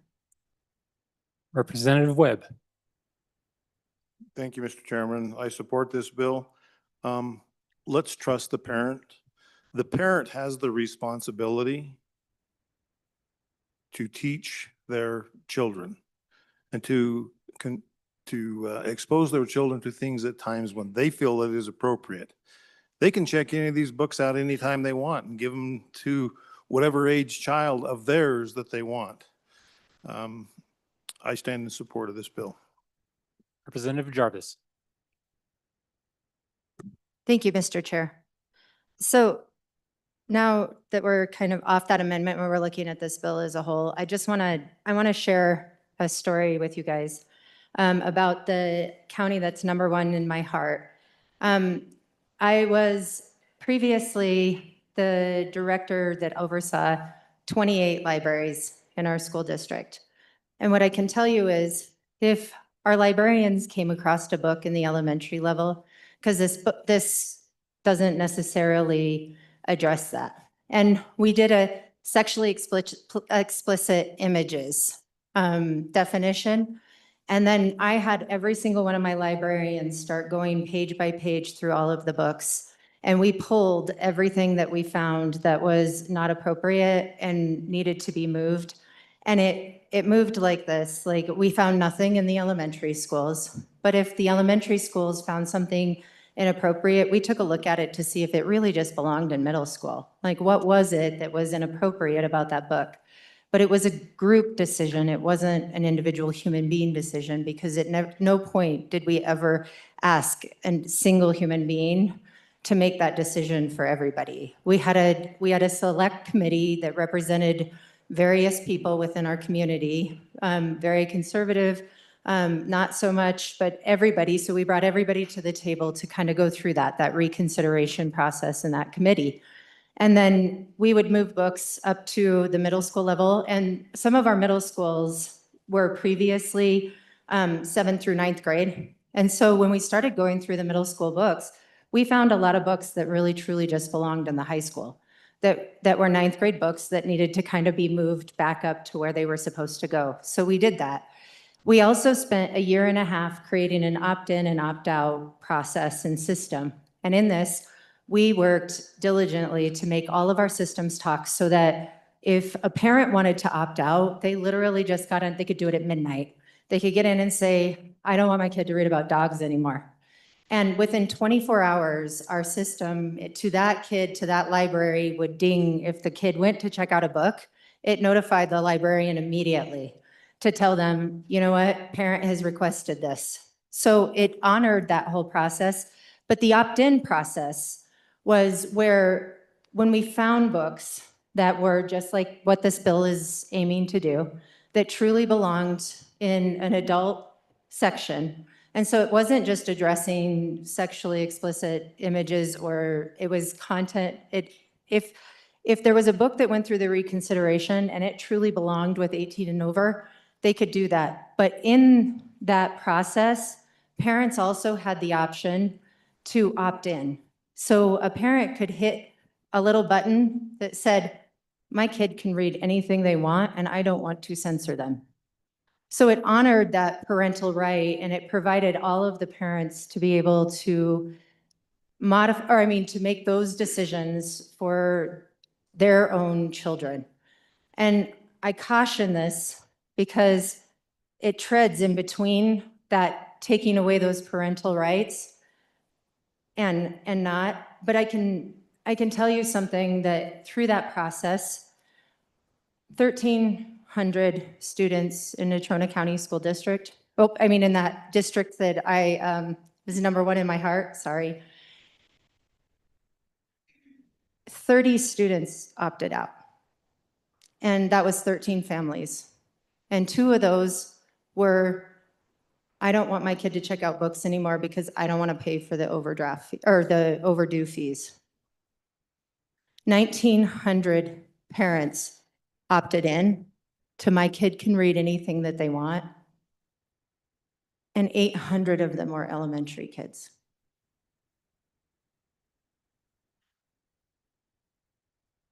Representative Brady. Thank you, Speaker. Just a couple comments I want to make. For my local public library, I recently just filed 3 complaints for review. Speaking of the earlier term that was shut down, this is what I find. It's okay to have it in the books, but we can't say that term on the floor. Does that tell you how offensive it is? Another one. There was an article published today regarding this bill. And within it, they took a snapshot of a page of one of the books that I made a complaint on. And I'm going to read it. I'm going to read it. Except I'll watch for that because it's coming. This is for our children, you guys, with our public funds. I was 11 or 12 years old the first time I can remember fantasizing about having a penis. Now tell me how that is associated with a health class. Okay, I was lying fully clothed on a hillside under an open sky. So I held folded handful of grass between my legs. And there's a depiction there of a penis. Over on the next page, and this whole book is like it. For years, my standard method of masturbation was stuffing a sock into the front of my pants and manipulating the bulge. Is the bulge acceptable? Here's the next part of it. This would evolve into hip thrusting while thinking of my latest gay ship. And there it is. Picture an illustration of 2 men. Then the next one, and the last one on this page. Memorably, I got off once while driving just by rubbing the front of my jeans and imagining getting a, what do we want to call it? Oral sex? Okay. Here's another one. I'm finished with that, but here's another point. It was spoken about like Hustler magazine or something like that for adults. The issue here is illustrations versus images. If it was images, it would be classified as pornography. But these pages are just illustrations, so they're getting away with it. Thank you. Representative Yen. Mr. Chairman, thank you. So again, it's not obscene, it's not pornographic. Minors already cannot access obscene and pornographic materials. You go to the bookstore, you go to the gas station, they're not allowed to purchase those materials because that is actually obscene and pornographic materials. What we're talking about here are things that don't count as obscene or pornographic in the eyes of the law. So we're expanding the definition to include more things that minors can have access to in private entities. So you can go to the bookstore and buy the book mentioned there. You can go to the bookstore and you can buy Homer's Odyssey. So Homer's Odyssey talks about Homer laying, not Homer, Odysseus laying with the sorceress Circe. That would be explicit based on the definition of any depiction or description in written, pictorial, or electronic form of sexual contact by one or more of the following. Homer's Odyssey, that portion of Homer's Odyssey, if I'm correct, and please someone correct me because it's been a while since I've read the Odyssey, it's more about how moral restraint from Odysseus's point of view helps his crew leave the clutches of Circe. So the question should be, is this a work that we should let any single person in the school district or the library district say every single parent is not allowed to let them check this book out of the school library? Because that's what it'll do. It lets any person in a district remove anything that fits within this exceedingly broad definition from the school library, from the children's section of the regular library, including Homer's Odyssey, including the Bible, including a video of our meeting, including the text of the bill. If I don't like that bill being in the high school library, I can petition the school district to say it shouldn't be in there. It's sexually explicit according to this law that just got passed. So what we're doing is, one, we're restricting parental rights 100%, and two, we're restricting the education of our students in topics that basically are super broad that have to do with sexual education. Both of those things are not necessarily the best, especially, we talk about classical education sometimes as well. And I think if one of those schools in my neck of the woods has the Bible or Homer's Odyssey in their library, maybe I ask them to remove it. Thank you, Mr. Chairman. Representative Lean. Thank you, Mr. Chairman. I just want to touch on a couple of points before we continue. This isn't about concurrent enrollment. If you're in concurrent enrollment, our community colleges are geared towards children that are over age 18, whether or towards persons over the age of 18. Therefore, if you are a child attending a college class, you have to have parental permission to be there, and it is assumed that you are mature enough to understand the content, one, within your college class, and two, within the college libraries. Another one, I want to touch on why we have, there's nude magazines that go by many names that I would argue are far more tactful than the images that I have been able to see with the books coming out of some of our libraries. The reason that those are not in our libraries and these books are is because those are deemed obscene, right? They're photographs. And this is a gray area where our librarians are not charged with handing out pornography. And also because these books are depictions or illustrations, they're not photographs. And that's why you're not finding those in your library, but you're finding these there. I also want to talk about that I believe our librarians are following the laws, and that if we are able to codify this challenge process into law, that we are taking the opportunity to tell them that they have an army of readers behind them, that anyone in their community that finds a book that meets this definition can bring it to them, file the appropriate form, and now they have an opportunity to remove it long before it becomes any bigger problem than it already is. It just means that we're going to reshelve it. We're empowering parents to know the content of the books. Just as we regulate harmful substances like tobacco and alcohol, we want to regulate this material to make sure that we're giving our youth the best mental health that they can have through their developmental years. I urge an aye vote. Chairman Washit. Thank you, Mr. Chairman. So members, you get a sample this afternoon of what committee number one's been looking at for the last few months and the kinds of debate that we've been exposed to and the level of emotion and the level of sincerity of people on both sides. I just want to let the committee know that if you think back to the bill that we had before us in last year's general session, that bill included criminal penalties. It included all sorts of other things beyond books. And then we went to a variety of iterations over the course of this summer, trying to adapt the bill to a way that would meet some of the greatest concerns that we heard from the public.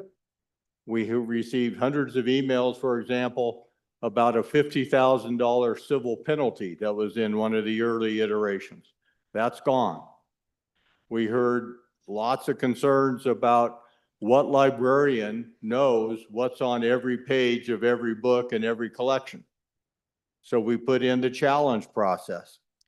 Committee number one has worked diligently to try to make this bill achieve the primary purpose, which was to limit the exposure to young children to some of this material, while at the same time making sure that what we had was something that was workable for our librarians, that wasn't going to be vindictive to criminally prosecute librarians or to bankrupt our libraries. So whatever your concerns are on this bill, I just want to put a shout out to committee number one. I think the members did a valiant job wrestling with a very difficult issue, talking about topics that many of you probably don't even want to whisper about at the dinner table. And we took them on and did our best. And so what we have before us today is what I want to emphasize about it is that either way, government's involved. Whether it's your county library board deciding that these books are going to be on the shelf, and if your child bumps into one inadvertently and they get exposed to it, that's a decision of government. Or whether it's this body saying that these materials won't be in the children's library. Guess what? Action of government. Either way, government's involved in this decision.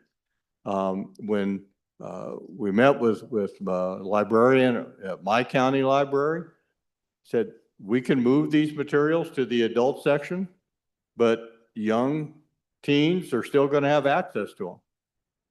And some of our libraries have kiosk type checkout systems where you simply wave your book over a scanner and the book is checked out. So, you know, for those people who don't think this bill goes nearly far enough, I kind of agree with you. But for those who say the bill goes way too far, I think in reality, the impact of this bill is not going to be near as severe as many folks are trying to say. My impression was that many of our county libraries don't have any issue with this. They've already addressed it. These materials are not in the teens and young adult sections that are libraries. And in other libraries, they persist in having this type of material. And frankly, I was shocked when I looked at some of the samples that were provided to the committee of publications that were in our teen sections of our libraries. And so when I hear statistics about lots of parents saying, my kid can read whatever he wants at the library, I wonder how many of those parents appreciate what's now available in those libraries. I was surprised. I was shocked that that type of material was available in our teen libraries today. So members are going to vote whichever way you're going to vote on this issue, but I just want you to know your committee one did its due diligence on this issue over the interim. Further discussion on the bill? Question being called. Representative Jarvis. Thank you, Mr. Chair. As an educator, I actually really appreciate this bill. And I really appreciate the amount of work that went into honoring the not so well delineated gray area that exists for schools. Because honestly, there is a school where I represent that's the largest school in Wyoming, and there's 30,000 books in there, and the librarian is 2 years into her job. So the requirement to be able to know everything that's in there, this does a really nice job of providing that. The only thing that when I look at this, that I would ask for the body to consider, and I'll bring amendments of accordingly, is that there's some process for which a parent can make a decision in a library, a school library or a public library that says, I actually am okay with my student, that gives that right back, or not my student, my child, that gives that right back to those parents.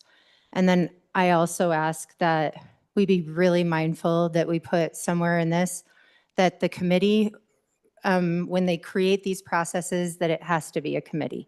That's not an individual. Because when you have an individual making a decision, then we run into the same problem that we're currently in.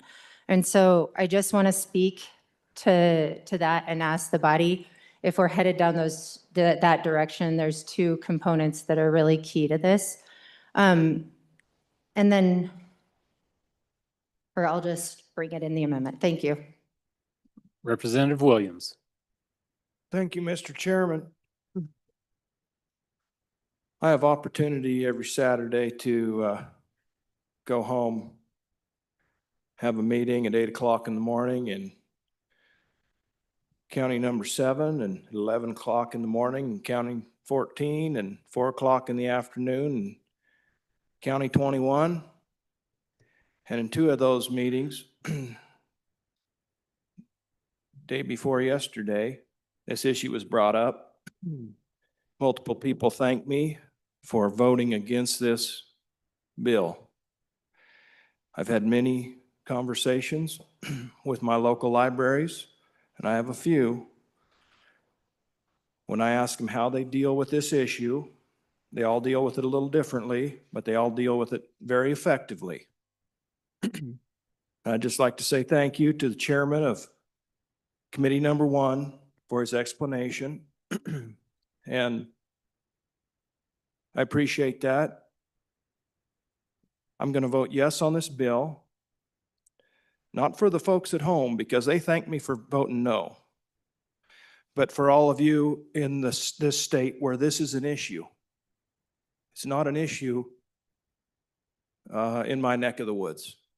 And so I'd just like to go on the record to my constituents that that's my thought process. Thank you. Further discussion?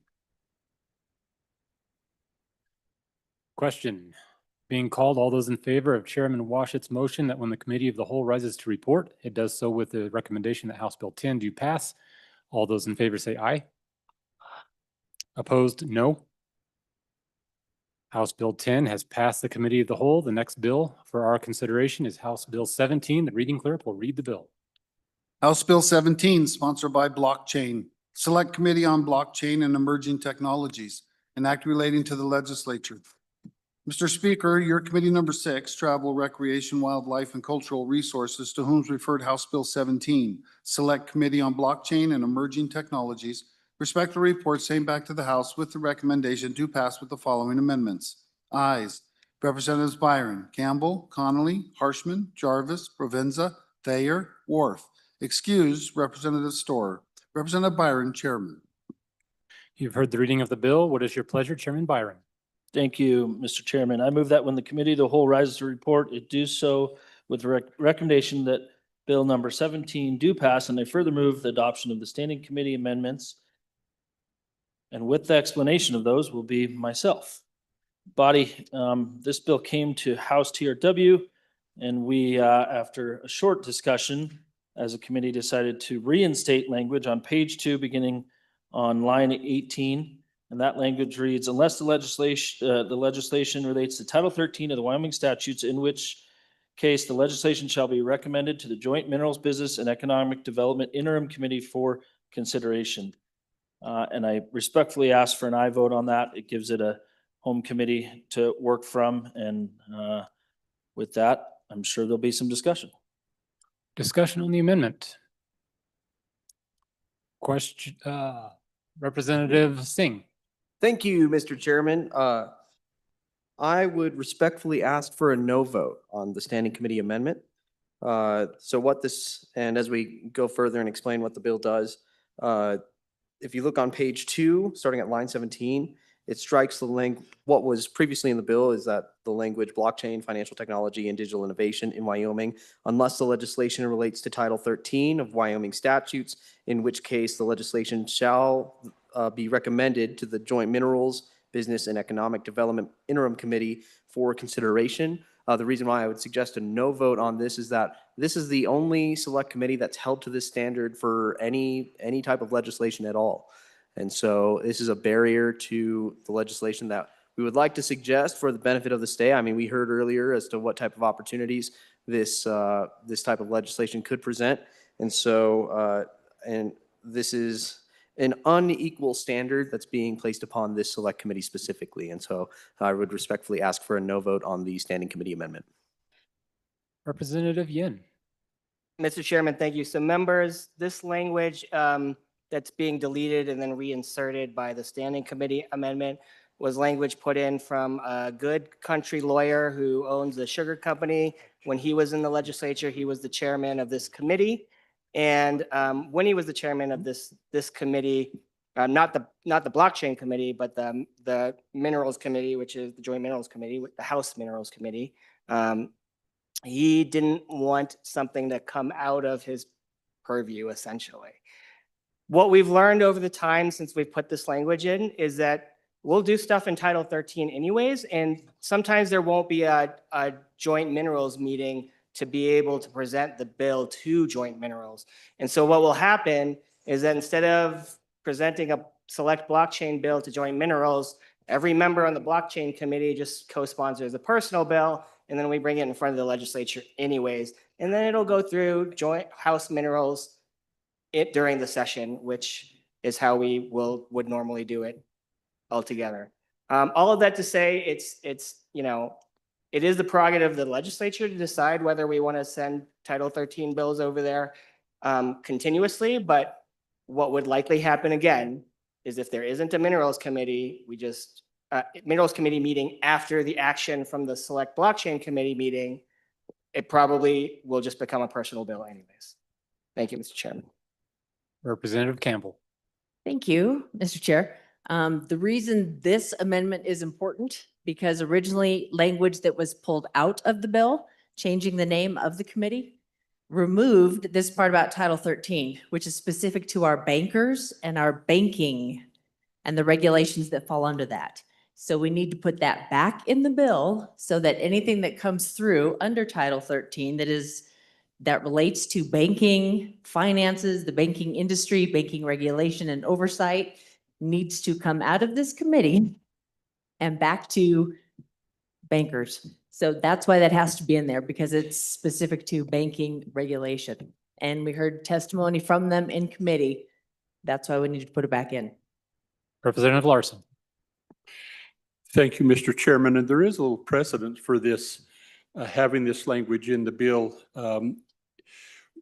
We get a little concerned. We have standing committees, and do we expand the ability to present bills to every select committee or such that's out there? And we've kind of over recent years said, no, that's what we have standing committees for. A good example is that's the Select Committee on Tribal Relations.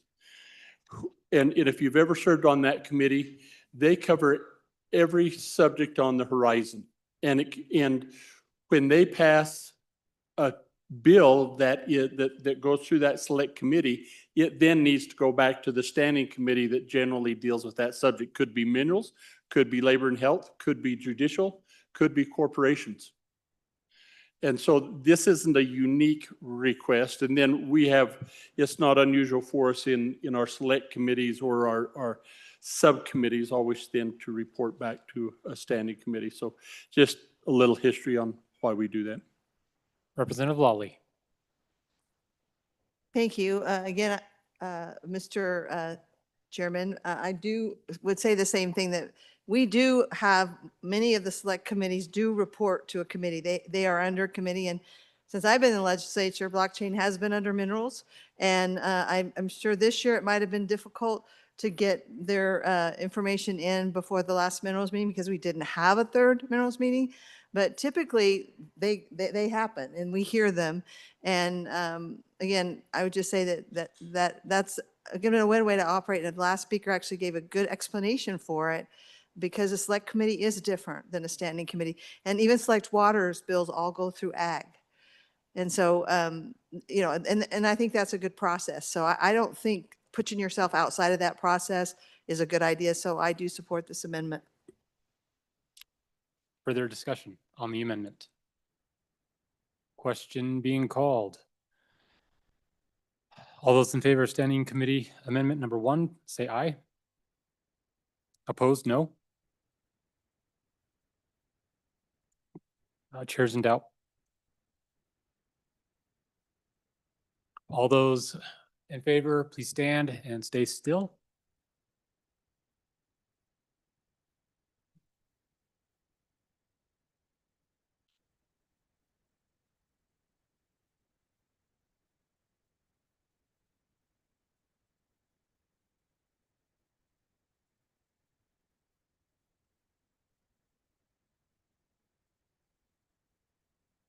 All those opposed, please stand.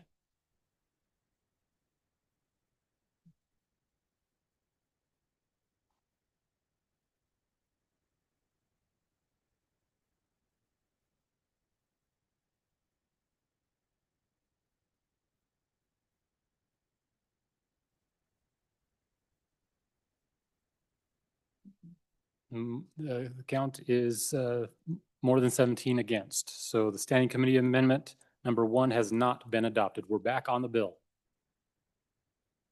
Thank you, Mr. Speaker. And with explanation of the bill, I will turn it over to the good colleague from this capital city. Representative Singh. Thank you, Mr. Chairman. And so just to further explain this bill, what it does is it changes the scope of the select committee, which is currently the Select Committee on Blockchain, Financial Technology, and Digital Innovation Technology. Changes it to the Select Committee on Blockchain and Emerging Technologies. And so you can look on page 2. It strikes the, starting at line 6 and 7, Mr. Chairman, the emerging technology, it strikes the financial technology and digital innovation technologies to emerging technologies. It does the same on line 13 and 14. And then it changes the mission statement really of the select committee on page 2, starting at line 22. Wyoming continued leadership in the digital economy by reducing the impediments to economic opportunities for technology and technology companies within the state, developing policies that encourage technology companies to locate and remain in the state, and promoting further development of the digital commercial activity in the state. And then on lines 15 and 16 on page 3, changes it back to emerging technologies, again on lines 22 and 23. Does the same thing. So on page 4, the it goes to statute 4031-105, and that has to do with the powers of the Stable Token Commission. And would require accountability for the Stable Token Commission to be that they would report to the Select Committee on Blockchain and Emerging Technologies. And the rest of the sections really have to do with how it would be implemented immediately in section 3 at the bottom there. And so the reason why we went about trying to get this bill rolling really was to make this committee an opportunity for any of the other committees, if they had an emerging technology type of a issue that was emerging, that instead of spending that committee time trying to wrap their heads around something totally foreign and that had not really been explored before, there would be a select committee specifically addressing the new technologies and the new concepts instead of taking up that precious committee time to deal with regular business and issues that are hard fought.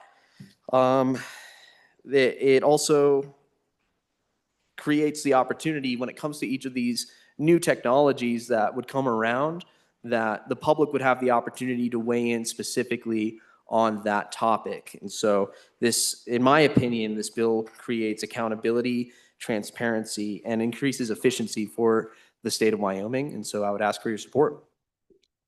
Discussion on the bill. Question being called. All those in favor of Chairman Byron's motion that when the committee of the whole rises to report, it does so with the recommendation that House Bill 17 do pass. All those in favor say aye. Those opposed, no. Division being called. All those in favor, please stand.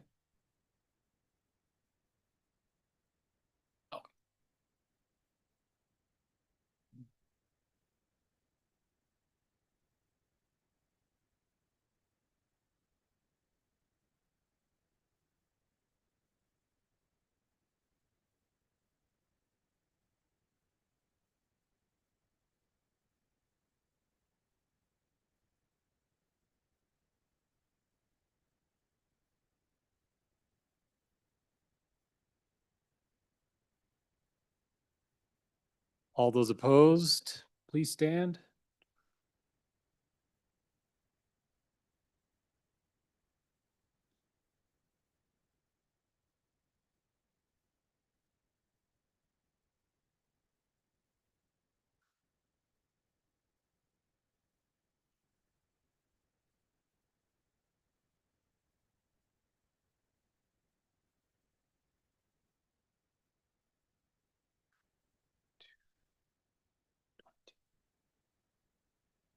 The tally is 25 aye, 22 no. House Bill 17 has not passed the committee of the whole. Or it has passed the committee of the whole, excuse me. The next bill for our consideration is House Bill 122. The reading clerk will read the bill. House Bill 122, sponsored by Appropriations. Wyoming Rural Health Transformation Program, an act relating to the Federal Rural Health Transformation Program funds. Mr. Speaker, your committee number 2, Appropriations, to whom referred House Bill 122, Wyoming Rural Health Transformation Program, respectfully report same back to the House with the recommendation that do pass with the following amendments. Ayes, Representatives Allemand, Angelos, Bear, Haroldson, Pendergraft, Sherwood, Smith. Representative Pendergraft, Vice Chair. You've heard the reading of the bill. What is your pleasure, Chairman Bear? Thank you, Mr. Chairman. I move that when the Committee of the Whole rises to report, it do so with the recommendation that House Bill 122 do pass. And I'll go ahead and further move the Standing Committee amendments. And I will give the explanation of that amendment when I get to it as I start with the bill itself. Ladies and gentlemen, I brought you this bill on introduction and said I wanted to give you more details about it. And here's our opportunity. I do welcome questions on this, but this has really been put together by the department so that it would match our application. We did have a little bit of input of how we would create this new fund, but here we go. First of all, we're going to create a fund that we're going to put the money into that we don't spend in each of the following 5 years as we're receiving funds from the federal government. We will spend a portion of that each year. Once that incoming flow of funds stops, then we will start flowing money out of the fund. And that is measured in a measured way so that this fund will last a long time, a great deal longer than it would have. You can find that portion of how we spend it once we have built the fund up on pages 2 and 3. And we're going to take the greater of either the previous year's revenue that we created with the fund or 4%, whichever is greater. And we'll do that until the fund's completely depleted. Next, we're going to create a committee that's going to manage how this money will be awarded out to the different vendors that will be providing the services to our rural health. That can be found on page 5. On page 7, we're creating the actual fund. On page 11, we start talking about how we're going to divide these funds up. 40.7% of this will go to critical access hospital. There's a basic incentive there. On page 12, 26.9% of the emergency medical service required regionalization, And page 14, 21.6% goes to workforce education. This is doctors, nurses, and EMTs. And then on page 16, 10.8% that will go to postgraduate medical school. And then the remainder will be able to be spread back out depending on how the awards go that year, because each of those percentages may not be just right. We're doing the best we can at predetermining it, but if we're wrong, we didn't take all the money and we can put it back into each of those 4 areas there. I mentioned this in the introduction that we're going to slow this down. And so the first year, we're going to put 80% of the funds into the perpetual account. And then years 2 through 5, we're putting 70%. So the first year, we can spend 20% of it. The second through 5th year, we can spend 30%. The remainder of that is going into this perpetual fund. And then in year 6, we start pulling out of that fund. And with that, I'll take you to the amendments on page 24. It's one of my bigger amendments. You'll see on line 8, we have the word program. We're going to strike that. We're going to replace it with the word programs. That is the amendment. I ask for your aye vote on the amendment. Real tough one there. Any discussion on the amendment? Question having been called. All those in favor of Standing Committee Amendment number 1, say aye. Opposed, no. The Standing Committee Amendment number 1 has been adopted. We're back on the bill. All right, and lastly, we have this taken effect immediately because the funds are expected at any moment. So with that, I'll stand for questions on the bill. Any questions on the bill? Question being called. Oh, Chestic. Representative Chestic. Thank you, Mr. Chairman. Real quick question. There's a lot of percentages that are very specific and strange numbers that are down to the tenths of a percent. Was there some formula or process that you used to come up with those numbers? Thank you for the question. Really, this was a collaborative effort with the executive branch. And we were just looking for where we thought the demand will be. And that's why we left a sort of a unused fund to go back out and cover those other funds if we didn't get it right. So there was just a matter of division that put those percentages on there. Representative Davis. Thank you, Mr. Chairman. Is there a process for what, I guess I understand where you've dedicated all these different fund sources. How do we get a hold of those fund sources locally? Is it a grant process? Is it is it on a web page somewhere or what? Chairman Bear. Thank you for that question. That's something I really need to cover with you all, and I appreciate the question. So we have pulled in the new grants management office to work with the department on this. And so, yes, there will be a website for this, much like we had with ARPA funds and the CARES Act. And it'll also that department will track how the money is being spent and ensuring that we're meeting all of the federal requirements throughout the life of whatever grant we do give to a vendor out there. And that is where they will apply for it. Once the application's made, it'll go through the department and to this committee that we're forming here. So great question. Representative Clouston.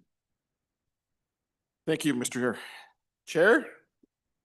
I want to tell you, for 2 years, we've looked at this in that committee I was on. Wyoming, through our appropriations committee and our department, has done as good of a job as any other state. I'm really proud of the work that they did, and I look for your support on this. Further discussion?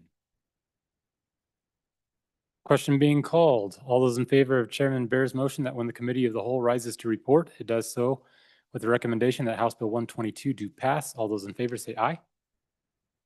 Opposed, no. House Bill 122 has passed the committee of the whole. Next bill for our consideration is House Bill 87. The reading clerk will read the bill. House Bill 87, sponsored by Water, Omnibus Water Bill Planning, an act relating to water development projects.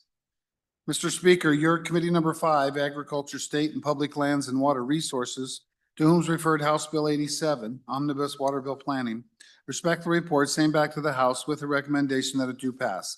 Ayes. Representatives Banks, Davis, Bornstrom, Johnson, Ottman, Provenza, Schmid, Strzok, Winter. Representative Winter, Chairman. This bill was re-referred to Committee number 2, Appropriations. Mr. Speaker, your Committee number 2, Appropriations, to whom is referred House Bill 87, Omnibus Water Bill Planning, respectfully report same back to the House with the recommendation that it do pass. Ayes. Representatives Alaman, Angelos, Bear, Haroldson, Pendergraft, Sherwood, Smith. Representative Bear, Chairman. You've heard the reading of the bill. What is your pleasure? Chairman Banks.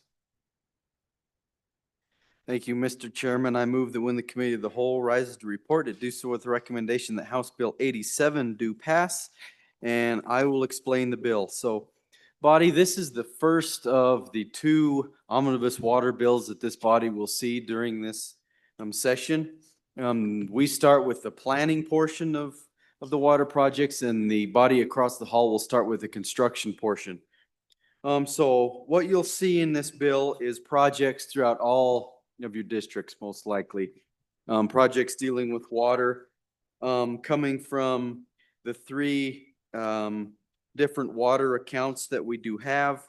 Water account 1, new development, water account 2, rehabilitation, and water account 3, dams and reservoirs. And so very important bill as dealing with projects in our communities, whether that's repairing dams, studying feasibility of municipal water systems, different thing like that. So it's all taken account into this bill, and everything you see in this bill is in the study stage. So engineering costs, feasibility studies, different thing like that is all taken into account into this bill. And then when that other one comes across, we'll see actual construction, moving dirt, shovel dollars in that bill. But that's a really quick overview of the water planning bill. Open to any questions if there be any. Thank you. Discussion on the bill. Question being called. All those in favor of Chairman Banks' motion that when the committee of the whole rises to report, it does so with the recommendation that House Bill 87 do pass. All those in favor say aye. Opposed, no. House Bill 87 has passed the committee of the whole. The next bill for our consideration is House Bill 19. The reading clerk will read the bill. House Bill 19, sponsored by Travel, Corner Crossing Clarification, an act relating to crimes and offenses. Mr. Speaker, your committee number 6, Travel, Recreation, Wildlife, and Cultural Resources, to whom is referred House Bill 19, Corner Crossing Clarification, respect the report, send back to the House with the recommendation that do pass with the following amendments. Ayes, Representatives Byron, Campbell, Harshman, Jarvis, Provenza, Thayer, Worth. Noes, Representative Connolly. Excused, Representative Storer. Representative Byron, Chairman. You've heard the reading of the bill. What is your pleasure, Chairman Byron? Thank you, Mr. Chairman. I move that when the committee of the whole rises to report, it do so with the recommendation that House Bill number 19 do pass. And I further move the adoption of the standing committee amendment. And with the explanation of that standing committee amendment, I turn it over to my good colleague from the southwest corner. Representative Worf. Thank you, Mr. Chairman. On page 1, what the committee did is we added, and this is also on page 3, we added that a person could be traveling by foot. It just said is traveling, and we added specifically that they were traveling by foot. And then if you look on page 2, and this also is on page 3, we added after without on page 2, physically contacting or causing damage to. And then we added owned land or property.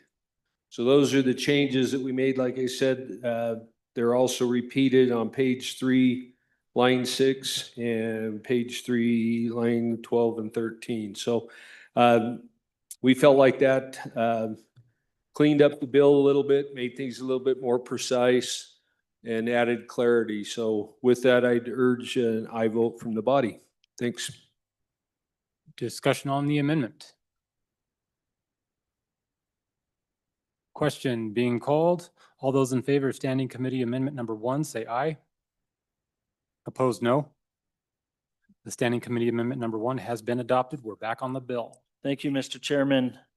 And to explain the bill will be yours truly, and I'm going to come from this mic back here since I peaked early this morning and got one thing done. I've been 0 for 5 ever since. So with that, House Bill 19 is directed at law enforcement officers and explains that corner crossing on foot through checkerboard lands without physically contacting or damaging adjacent property is not a crime. In short, this bill makes it clear for law enforcement officers in the field, local sheriffs, police officers, highway patrol troopers, DCI agents, and game and fish wardens that they do not need to investigate and cite lawful public land users for simply accessing checkerboard public land by corner crossing on foot in a responsible and harmless way. And with that, I ask for favorable consideration. Any discussion on the bill? Representative Lean. Thank you, Mr. Chairman. Thank you for bringing this bill before us. And I just wanted to ask what the conversation was like in committee from the landowners. What is their perspective of this bill? Representative Connolly.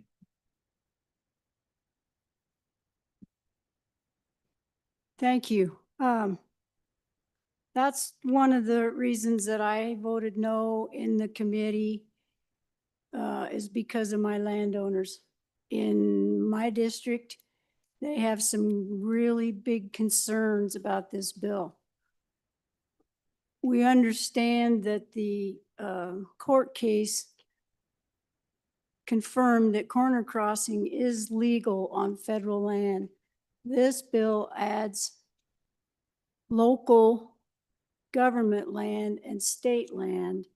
And their concern is too that they're just afraid that people are going to take advantage of this. And there's still a lot of unclear things like where is the actual corner? How is that identified? What do the landowners need to do? They need to go get surveys and pay for those to show where their actual corners are. That's one of the big ones. So I really appreciate the amendment that was done. I think that makes this bill a whole lot better. But I'm actually waiting to hear if there's some other things we can do for our landowners. I appreciate public access. I think that's absolutely okay and should happen. But I still feel like this bill needs some work. Thank you. Representative Thayer. Thank you, Mr. Speaker. As the person who brought part of that amendment, I am rich in county or House District 15 or in my district with corner crossing, and we all know. Yeah, I talked to a lot of my landowners, and of course, you know, there's going to be someone, we don't want to pick winners or losers. So my landowners felt like they could live with this. Representative Williams. Thank you, Mr. Chairman, and thank you for the question regarding landowners. In the eastern part of the state where I'm at, there's very little public ground. But even there, I've received a lot of concern because of the ambiguity in the bill that adds state ground to the conversation, does not clarify between school trust ground and other state-owned ground. There's a lot of question marks there, and like we heard, on the side of a timbered mountain where two sections touch corner to corner, it is there's just a lot of question marks that are unanswered, and we know our little GPS on our phone, you know, we know the plus or minus accuracy on those, and it's a private property issue for the landowners. Thank you. Representative Larson. I think it's an interesting conversation on picking winners and losers. I think that's how the public has felt for a long time, that they don't have access to their lands, whether they be state lands or federal lands. And I think that this process, and I'm really glad that it's taken place in Wyoming to determine the accuracy of that. I think I'm having a hard time finding the problem whether if it's state lands, because if it's a type of state land that the public can't use, OSLI has a responsibility of identifying that anyway. And so however they're on there, it might be inappropriate. But if they are allowed on there, they ought to be able to corner cross and have access to those state lands. I have a state lease that the public can come on and hunt and ride their horses and do whatever. They just go through the gate. But I think that I like the bill, and I know that it's a tender bill, and I think that we're making headway and would hope that we would support it. Speaker Pro Tem. Thank you, Mr. Chairman. So just a question. I did not follow the interim conversation on this, but a couple concerns that I have. So let me preface it with this. I'm the guy with no land, but lives in a community of ranchers. And so I have two sides of it. I do a lot of public land hunting, and I hear the court cases, and there's a part of me is like, this opens up a lot more property, and that's exciting in an aspect. But at the same time, I represent a lot of ranchers and farmers who are saying, hey, how do we know what the corner is? There's got to be these conversations moving forward. So in the committee, the question that I would have is obviously burden of proof lies with the hunter for where that corner is. But when we pull out, I can't use a prop, when we pull out that app that we all use when we go into the field, that is like, it's like on Y, but it isn't, if you know what I mean. that's not accurate enough to find a corner. It's close, but it's not. And so what I want to be careful of, because I know with this court hearing, what we've had is we've had people saying, now I can do this, and they're trusting an app that isn't accurate enough. And so then what I don't want to do is I don't want to put sportsmen into a position of getting sued or charged with trespassing when they thought they were being good. And at the same time, I also don't want to protect bad actors who are like, I know I can corner cross now, and the corner is way up on side of that hill, so I'm just going to walk across this bottom and say I corner crossed. Well, wait a second. And I also don't want it to be a deal where landowners are like, well, we're going to show you and we're going to put a GPS camera on this, and we're going to see if you crossed right on that corner, and we're going to play the gotcha game. So what I'm saying by this is this a conversation that needs to happen in the state of Wyoming? Absolutely. But are we at a point where we've walked through this? Because what I don't want to see happen is I don't want to see private property rights trampled. Second of all, I don't want it to be a deal where we get hunters put into a sticky spot. So is this a conversation that needs to happen? Absolutely, because the court said you have to have this conversation. But now the question that I have is, what are we doing to make sure we protect the landowner, which this last amendment helped a lot, I believe. This is going to keep people from just ripping in there on their four-wheelers and stuff. Second of all, is this something that we can sit there and say we're protecting landowners, we're protecting hunters' rights? I mean, we're trying to find that medium as we move forward with this. So can we just have a little bit of conversation, as I know all these things came up in committee and I didn't do my due diligence and watch it like I should have. So if I could get a little bit of clarity, that'd be amazing. Chairman Byron. Thank you, Mr. Chairman. I want to go to the good representative from the central part of the state that many speakers go asked about what the landowner said. And we've heard from some landowners, and I can tell you about testimony and specifically testimony in committee a few days ago. We had a standing room only in our committee. We had folks outside trying to get in, shuffling in to watch.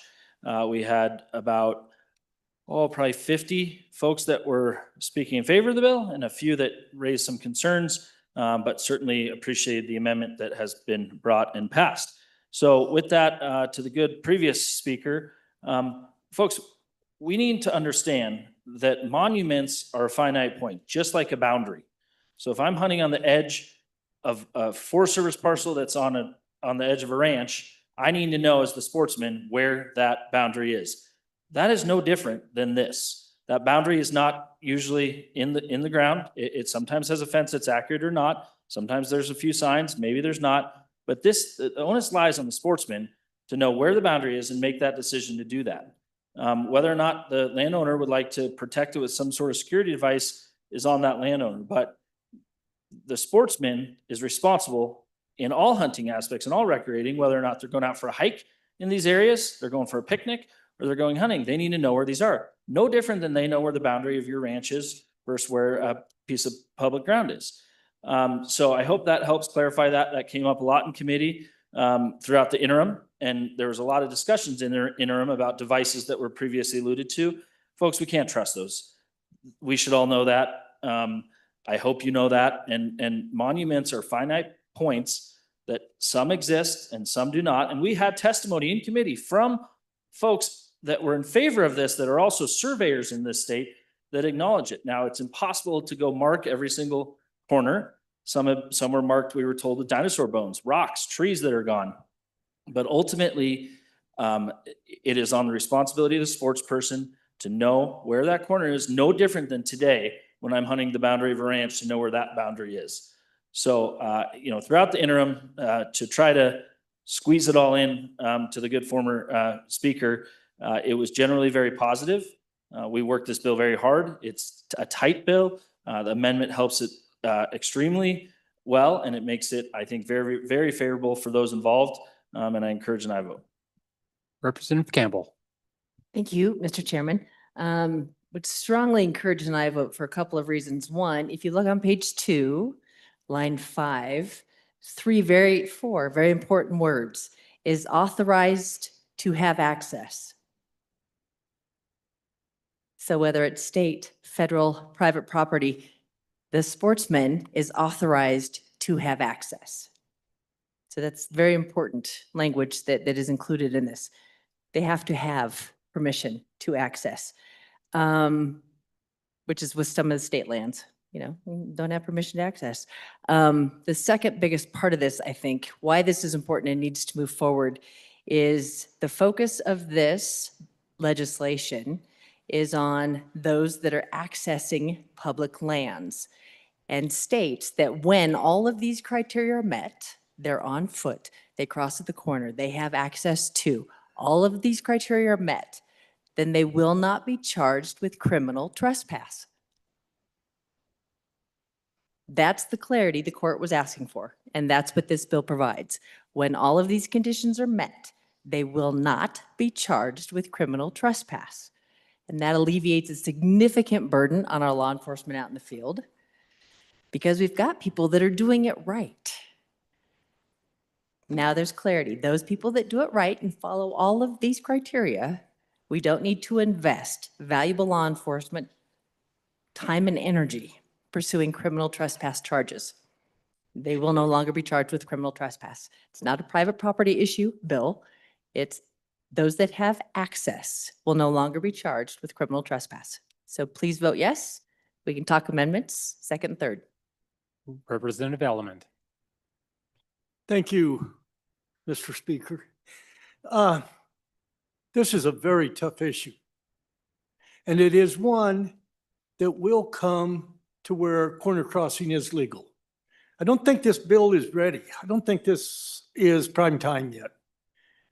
As we've heard, and I'm not going to get into it, there is no GPSs that you can buy over the counter that is accurate enough to give you the exact place you're standing within, a corner is the size of a pinhead. These GPSs aren't that good, and you're walking, fence lines are not property lines in most cases. In our country, fences are put on top of ridges where they don't wash out as bad if they're in a draw or something. Then also, there are a couple other routes we could, and it is done some, it should be looked at a lot more, blocking the state land up, trading ranchers state land for private land to try and get our state lands blocked up. And that will also open a lot more public and other state lands, and it will close some, but it will open up a lot more. You look at trespassing, 99%, and I have no idea the figures, I'm just pulling that out of thin air. Most all of the people who are corner crossing, they're trying to do right. They're not out to do anything illegal.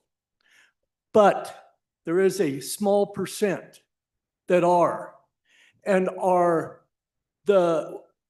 what happens to them is $250.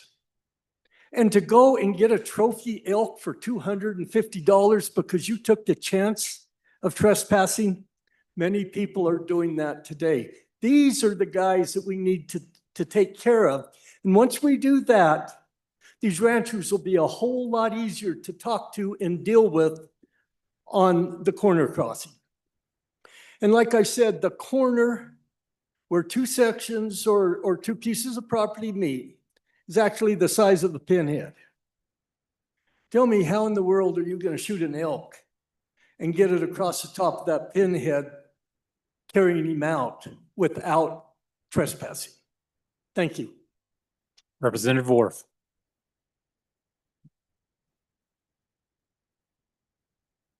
Thanks, Mr. Chairman. This is a tough one. I rise really not knowing whether to tell the body aye or no on this bill, because I can tell you, as has been queried, there is a problem with the fact that there's a lot of these corners are not marked, and the accuracy to the GPS devices we have is 9 meters, or 3 meters, which is 9 feet. And I've asked the Game and Fish, they were there, they didn't testify, but I asked them if they felt like this helped them or hurt them. And they indicated to me that they thought this was good, that it added some clarity. I worry that what we're going to have is we're going to have a landowner and a sportsman both arguing and disputing where the corner is.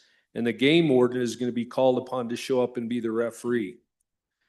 And all I can say is what I'm hoping is that cooler heads prevail.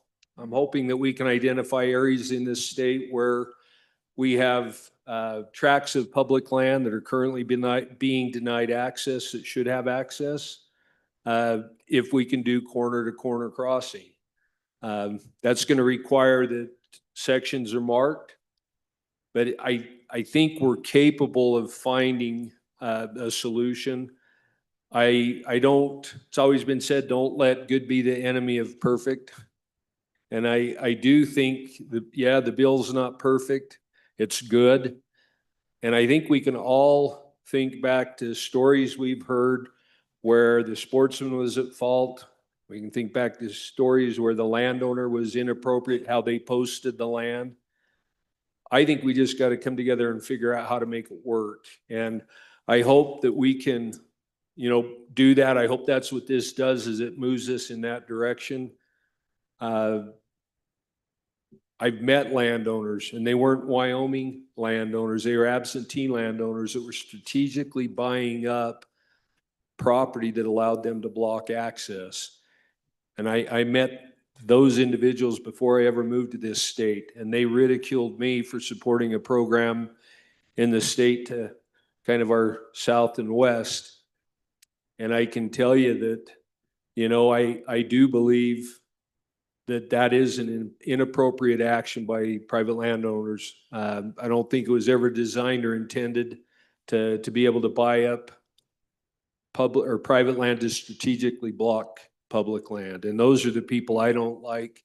Those are the people that I don't really care. The absentee guys, it's hard. But the local guys, I hope they'll understand we need to work together on this, and maybe we need to survey some of these key spots. But right now, I'm going to leave it to the body to decide where you want to come down on this. I know the concerns I had in the committee is it went from just simply foot traffic to that they included pack animals. Then they want to include ATVs, and then it went up to ADA accessible.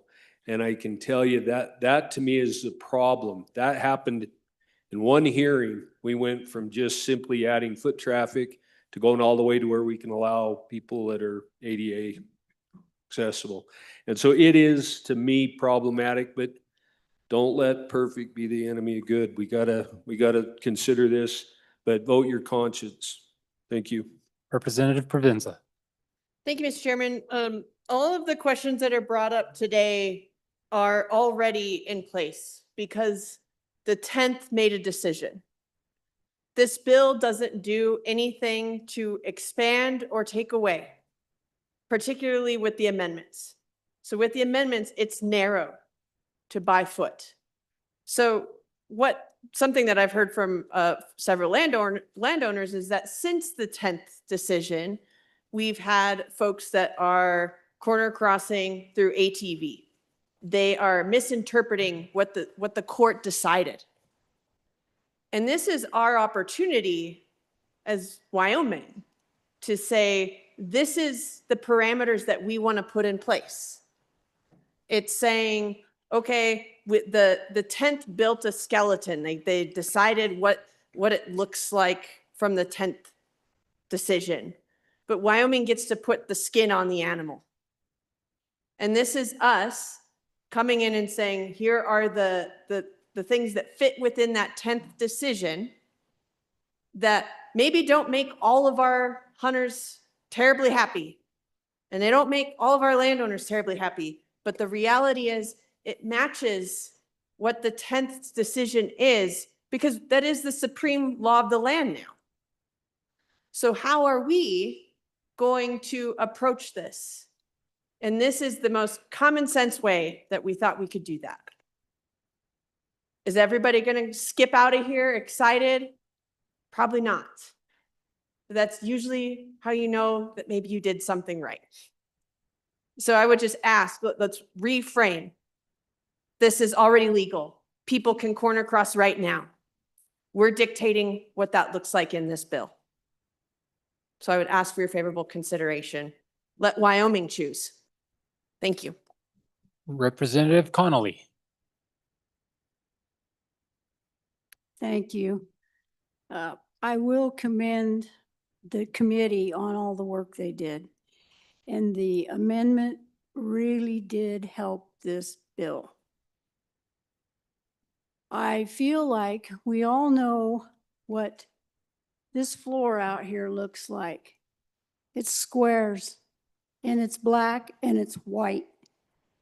And this corner crossing issue is the same way, black and white. We've got to be able to mold that a little better into a gray so that the landowners will have some thought in this, and the people that have every right in the world to access public property get it. So with that, just vote your conscience. Further discussion on the bill? Question being called. All those in favor of Chairman Byron's motion that when the committee of the whole rises to report, it does so with the recommendation that House Bill 19 do pass. All those in favor say aye. Those opposed, no. House Bill 19 has passed the committee of the whole. Division being called. All those in favor, please stand.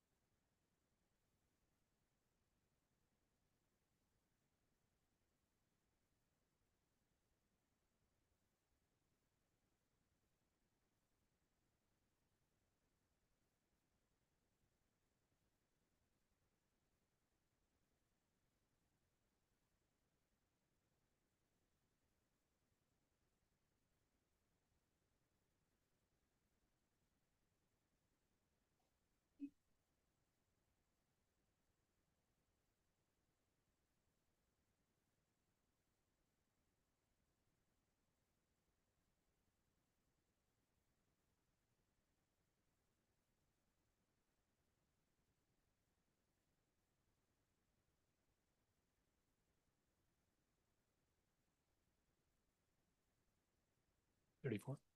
Okay. Okay, please be seated.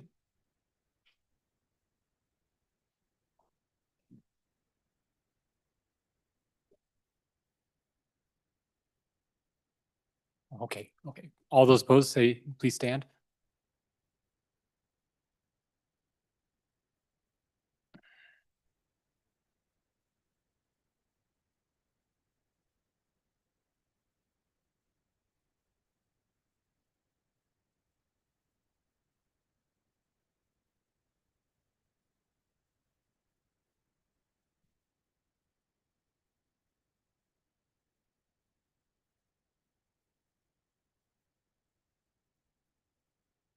The ayes are 34, noes are 24. House Bill 19 has passed the committee of the whole. The next bill for our consideration is House Bill 22. The reading clerk will read the bill. House Bill 22, sponsored by Representative Heiner. Recall of elected municipal officers, an act relating to cities and towns. Mr. Speaker, your committee number 9, Minerals, Business and Economic Development, to whom is referred House Bill 22. Recall of elected municipal officers, reports same back to the House with the recommendation to do pass with the following amendments. Ayes, Representatives Campbell, Heiner, Knapp, Larson, Riggins, Schmid, Tarver, Weber. Noes, Representative Lawley. Representative Heiner, Chairman. You've heard the reading of the bill. What is your pleasure, Chairman Heiner? Thank you, Mr. Chairman. I move that when the committee of the whole rises to report, it do so with the recommendation that House Bill number 22 do pass, and I further move the adoption of the standing committee amendments. And I will explain that bill. Members, as you recall during the introduction, the existing statute only allows recall if it's a commission form of government that has changed 100 years ago into a town council and a mayor. And so this deals with that. I thought it was just one problem in one community in the southwest part of the state. Since I filed this bill, I've heard from numerous communities. And I'll just share a little bit of what I got yesterday afternoon. These residents of this community, and it's a larger community, said that they reached out as a community members to this place right here, to the executive office, the people's attorney's office, the office that deals with elections, the office that deals with environment, and also the office that deals with criminal investigation. And they found no way to get the situation remedied. And this person says that experience showed us how limited local options can be when serious concerns arise. So members, what I envision doing is just sucking that statute out of the commission form of government and putting it in another portion that applies to all municipal forms of government. I am so grateful for the committee that we went to, because they said, yeah, that's a good idea, but let's update the language. That's 120 years old. Let's fix it while we have this chance. So the standing committee amendment, which I've already moved, what it does on page 2, line 2, it changes the 25% to 40%. They said, okay, there's some communities may only have 30 or 40 voters that are eligible. So 25% isn't enough. So the committee thought that 40% would be better. And they also said they wanted to clarify that electors who are entitled to vote for the officer sought to be removed at the officer's most recent election. So just clarifying, and I appreciate going to a committee and they can take an individual bill and make it their bill by making some adjustments. And you'll see some amendments from the good representative that where the water comes out of the rocks that further helps this bill. So a couple other things, jumping down to page 3, line 18 and 19, 18 through 23, put a requirement that the individual needs to be in the office at least 9 months before they're subject to a recall. Let them have a chance to prove themselves before you start trying to recall. That's why there's no retaliation. If somebody loses an election, they don't immediately try to recall them. And you wouldn't be able to recall them with less than 6 months before the next election, just so you don't waste their time like that. We also put in there in this amendment, a recall election may be held against the same officer only one time during their term of office. And then the big change is, rather than use these old laws where you have a new election, you just use the existing vacancy laws that we have on the books. You have this election to if you want to recall that person, if that's successful, then you just go into the vacancy laws. And that's already in there, and that position is deemed vacant, and there's processes in place. So with that, Mr. Chairman, I stand for questions on the amendment. Any discussion on the amendment? Representative Lawley. Thank you, Mr. Chairman. I was the lone no vote in the committee, and the reason was something that has been answered by one of the amendments. And it had to do with the clerks raising some important issues about how we would do this, how would they work the special elections within the framework. Many of our more rural counties have, all of the elections, we don't have separate municipal elections. Those all occur at the same time we do the county elections. So I think that, again, the last amendment offered by our good Chairman Heiner really solve most of those problems. And so again, I urge you to adopt all of those amendments. So. Further discussion? Question being called. All those in favor of Standing Committee Amendment number 1, say aye. Opposed, no. Standing Committee Amendment number 1 has been adopted. We are back on the bill. Representative Yin. Mr. Chairman, thank you. I move Committee of the Whole Amendment number 1 to House Bill 22 and ask for your favorable consideration. So members, you can see I'm not the prime sponsor on this. The prime sponsor comes from where the rocks have water come out of them. And but I agreed with both this amendment and the other one he's asked me to run. Basically, this one is very simple.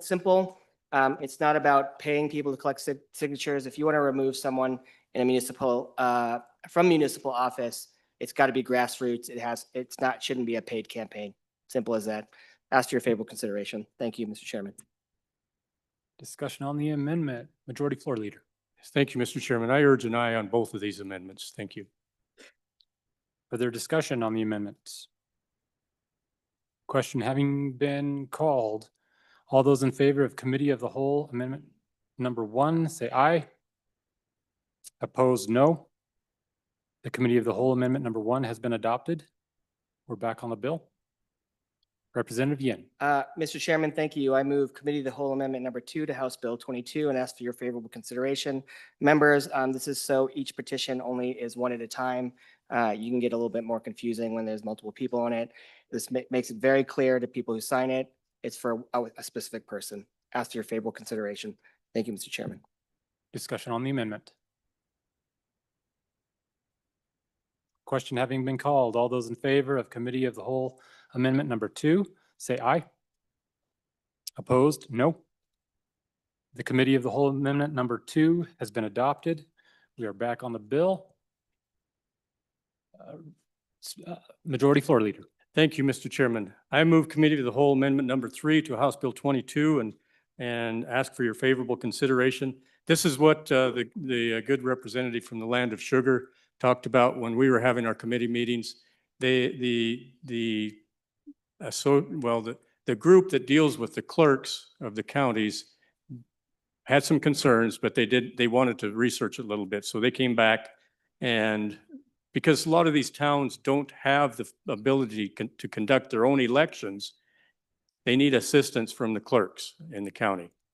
So what this does is it makes it so the county clerk shall verify the signatures under this paragraph. So once you get that 40%, it goes to the county clerk, because a lot of the towns don't have that voter list. And then they shall be reimbursed for their efforts. Pretty simple there. And then it also says the election shall be in accordance with the election provisions of the Wyoming Election Code. They also asked for a 4-month exclusion before a regular election, but we had already in the standing committee asked for a 6-month exclusion. So I just left it at that. So thank you. Discussion on amendment number 3. Question being called. All those in favor of Committee of the Whole Amendment number 3, say aye. Opposed, no. The Committee of the Whole Amendment number 3 has been adopted. We are back on the bill. Representative Larson. Thank you, Mr. Chairman. I think this, we do need a mechanism to do this, and I really appreciate the work that's gone into it. What I would appreciate understanding in the bill as I read it is the elected person doesn't have to have done anything wrong. They can be, and if I'm reading that wrong, that's great. But as I see it, we can all think of the reasons to do that, but what if the person isn't doing anything wrong? They just don't like him. Then they can get 40% of the voters and remove them. And if I'm reading that wrong, that'd be great. But it seems to me that there should be some basis for removal, and where that really comes into effect, particularly in small community school boards where family issues seem to interfere with things from time to time, and we can get wound up and say, we'll show you and we'll get 40% and get you out of office. And so if they have to prove it, that they've done something wrong, I get it. But if they haven't done anything wrong, can they still be removed? Representative Lawley.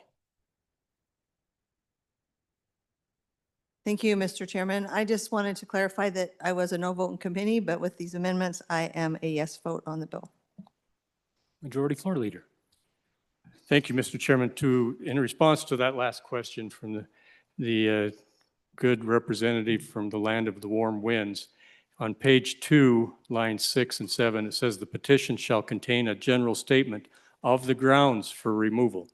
So there has to be a reason as you present this to the other electors in the community or in the ward, if it's a town council member, what the reason is. So hopefully 40% prevails with common sense.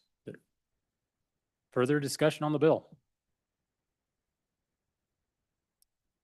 Question being called. All those in favor of Chairman Heiner's motion that when the Committee of the Whole rises to report, it does so with a recommendation that House Bill 22 do pass. All those in favor say aye. Opposed, no. House Bill 22 has passed the Committee of the Whole. Mr. Speaker Pro Tem, Thank you, Mr. Chairman. Privilege of the floor. please. So up in the West Gallery today, my daughter's here, and today is her 18th birthday. And she was, when this all started, she was 12. And she came here as a girl, and she's grown up her high school career watching her dad in the legislature. And she's now at the University of Wyoming on a music major. So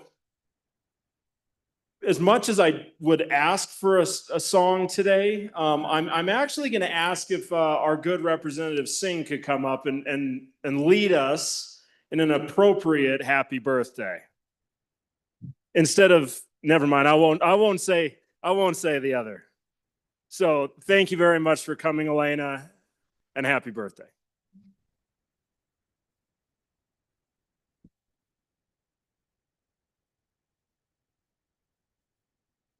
All right. Happy birthday to you. Happy birthday to you. Happy birthday, dear Elena. Happy birthday to you.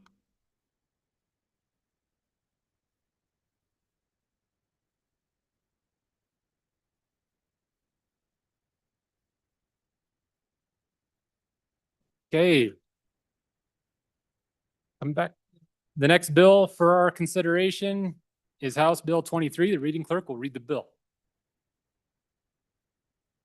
House Bill 23, sponsored by Education. Participation in 6 through 12 activities, an act relating to public school, co-curricular and extracurricular activities. Mr. Speaker, your committee number 4, Education, to whom is referred House Bill 23, participation in 6 through 12 activities. Respectfully report, same back to the House with the recommendation that it do pass with the following amendments. Ayes, Representatives Andrew, Bratton, Erickson, Guggenmoss, Kelly, Lawley, Singh, Strzok, Williams. Representative Andrew, Chairman. You've heard the reading of the bill. What is your pleasure, Chairman Andrew? Thank you, Mr. Chairman. I move that when the Committee of the Whole rises to report, it do so with the recommendation that House Bill 23 do pass, and I further move the adoption of the Standing Committee Amendment, and I turn over the explanation to the good Vice Chair of Education. Representative Lawley. Thank you, Mr. Speaker. Ladies and gentlemen, I present to you House Bill 23, participation in 6 through 12 activities, and I ask for your favorable consideration. The first thing I want to do is handle the Standing Committee Amendment. It's pretty simple. In our last meeting of the Education Committee, we struck a phrase that later appeared we should not have struck, so we're just reinserting that. So on page 2 of the bill, starting in line 3, where it struck as a full-time student in the district in which he resides, the amendment is to reinsert that language into the bill because it had some unintended consequences of what we were doing when we struck it. So we did that. That's what the Standing Committee Amendment is we said that we need that language back in there because, as we'll see in a moment, the bill is about bringing some clarity in a situation that's had clarity for 20 years, but we inadvertently created a little bit of non-clarity, maybe. So anyway, so that's the amendment, and so I would ask an aye vote on the amendment. Discussion on Standing Committee Amendment number 1. Seeing none, question having been called, all those in favor of Standing Committee Amendment number 1, say aye. Opposed, no. The Standing Committee Amendment number 1 has been adopted. We're back on the bill. Thank you, Mr. Chairman. Again, what this bill does is it doesn't really change any policy. We just had last year after the passage of the ESA bill, a few districts that kind of presented a new and the novel and creative interpretation of the statute, which had been typically interpreted as any student not enrolled in the district could participate in activities sanctioned by the Wyoming High School Athletic Association. And again, the typical interpretation of that, and actually the correct, in my view, interpretation was that any student in the district can participate in activities sanctioned by the Wyoming High School Athletic Association. And it had always been interpreted to mean that even in middle school, that they could participate in any activities of the same kind that were offered by the Wyoming High School Activities Association. Again, some districts decided that they would no longer support middle school students. They knew the statute would force them to do high school students, and they were going to, in effect, take those kids out of any of those activities in middle school. I think most districts ultimately relented, at least for like this last year, but we felt it needed some clarity, and that's what this bill is intended to do, is bring clarity to say, look, the middle school kids should get to participate too, because here's the reality, especially in Wyoming. These kids, many of them in the sports side, do a lot of club sports and things together, so they've already been playing together. But also, if the kids aren't allowed to participate in sports in middle school, that will profoundly affect their ability to perform in high school. So they're allowed to, but they are effectively at a disadvantage. But where I see the most harm that would have happened if these districts had cut out the middle school students is in the area of things like band and choir. I mean, it's pretty certain that a student who is not allowed to take band in middle school will be virtually cut out from taking band in high school. They just won't be developed enough to be caught up and be able to functionally participate. So you're actually blocking kids out. Never a good idea. Never had the statute been interpreted that way, but that's why we brought this amendment, to make that clear. So this bill will ensure that districts continue to allow children in grades 6 through 12 who live in their district but are not enrolled in public school to participate in co-curricular and extracurricular activities offered by the school district. And again, not a change in policy, just a clarification. And with that, I stand ready for questions. Oh, is there another? We do have another amendment. There is. Okay, sorry. Representative Harshman. Thank you, Mr. Chairman. At this time, I'd move Committee of the Whole Amendment number 2 to our House Bill 23 and ask for your favorable consideration. Number 1, I said. Committee of the Whole number 1, thank you. First of all, I think Education Committee appreciates you bringing this bill. This is a good little bill. And I think that the issue, if you read the current statute in the bill, it says for those activities that are regulated by the Wyoming High School Activities Association. I think what was pointed out, but I want to make it clear, the Wyoming High School Activities Association does not sanction junior high activities, right? That's the key. It's 9 through 12. And so all those things, band, choir, all those things are sanctioned by the Wyoming High School Activities Association, 9 through 12. This will ensure that our homeschool kids can participate 6, 7, and 8. I think it's really a nice bill. And I think where this was coming into, and think about the homeschool kids who take advantage of BOCES, do a great job, and go to our community colleges. The community college is reimbursed for their attendance, for their tuition to take those courses. And so what this amendment I'm bringing would be to simply reimburse the district for those students who participate in activities. And so I dug into the model, the funding model, and really if you break it down, it's large schools, medium-sized schools, and small schools, and they're funded at different levels for activities in both middle school and high school. And so if you look at the amendment, it's got some reimbursements of $300 basically per season or per activity, and $500 for high school. So how I got to those numbers were taking the average of the big school, middle school, small school for a year that the funding model puts to kids who are enrolled in the school, and that average is about $1,500 for a high school kid. And then it's about $900 for a middle school kid. So I just divided that up, $300 per event. So I think of a fall, winter, and spring season. And then I just tried to think of basic experience. I mean, a middle school, and this issue came because of middle school athletics. That's why it was brought to us. And so, you know, and they didn't want to, I think, start another team because they were already at full, and then they got to hire another coach and set another schedule and pay officials and all those things. And so, so the idea then is, you know, $300 for a football season for a middle school kid. Well, a helmet costs $400. A pair of shoulder pads for a middle schooler is probably 70, 80. And then you get into girdles and all that stuff. And then you've got meals and travel and those things. So I think I was just trying to make this so it'd work. And then not to make this a big hassle, but it would allow the state superintendent then to promulgate rules. And I would foresee that districts would say, hey, we had 350 seasons covered by these, you know, 80 kids who participated, and they'd get a reimbursement.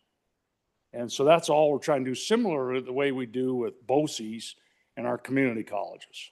And so I think it would, you know, I'm just trying to kind of figure this thing out so it can work, and it's not about a money issue. And so the total appropriation in this amendment, which was given to me by LSO, you can see on that thing, I think it's like 1.4 million for the entire state, 6 through 12.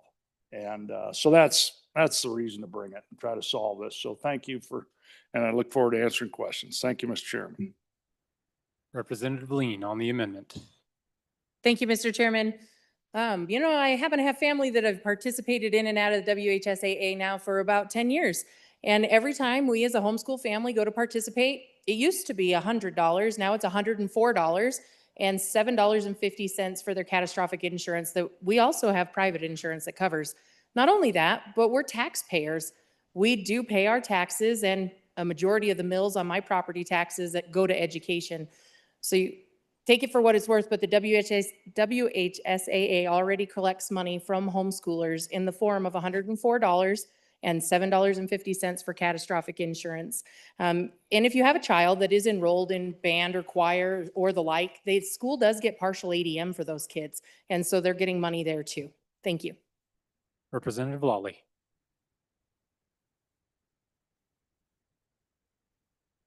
Representative Campbell. Thank you, Mr. Chairman. Questions and I guess clarity that I would need. As I first read through this bill, absolutely excited that we're including all of our homeschool and kiddos, giving them opportunities to access these activities. Then my follow-up concern was, how are our schools going to pay for this? Because we're already cutting them short on funding, and now we're going to add additional participants to that and ask them to cover the funds. So while yes, our schools are allocated funds from property taxes that we all pay into, those are based on the number of students enrolled in that school. It doesn't account for numbers outside of that. So we're actually not allocating funds for those additional kids. So I appreciate the amendment and will absolutely be voting for that. We can provide the opportunity and make sure it doesn't do damage to our school districts. Representative Lawley. Thank you, Mr. Speaker. First of all, I want to clear up something that a number of speakers have been unclear about. For 20 more years, the Wyoming High School Activities Association has supported the idea that these middle school kids were included in the statute. And I can tell you why. If we had time, I'll legally march you through it and show you why their interpretation was correct. They, in fact, told high schools this last summer that their interpretation was not the interpretation or the practice of the Wyoming High School Activities Association previously. And that's important. Right now, we're not changing anything that has already been happening for 20 plus years.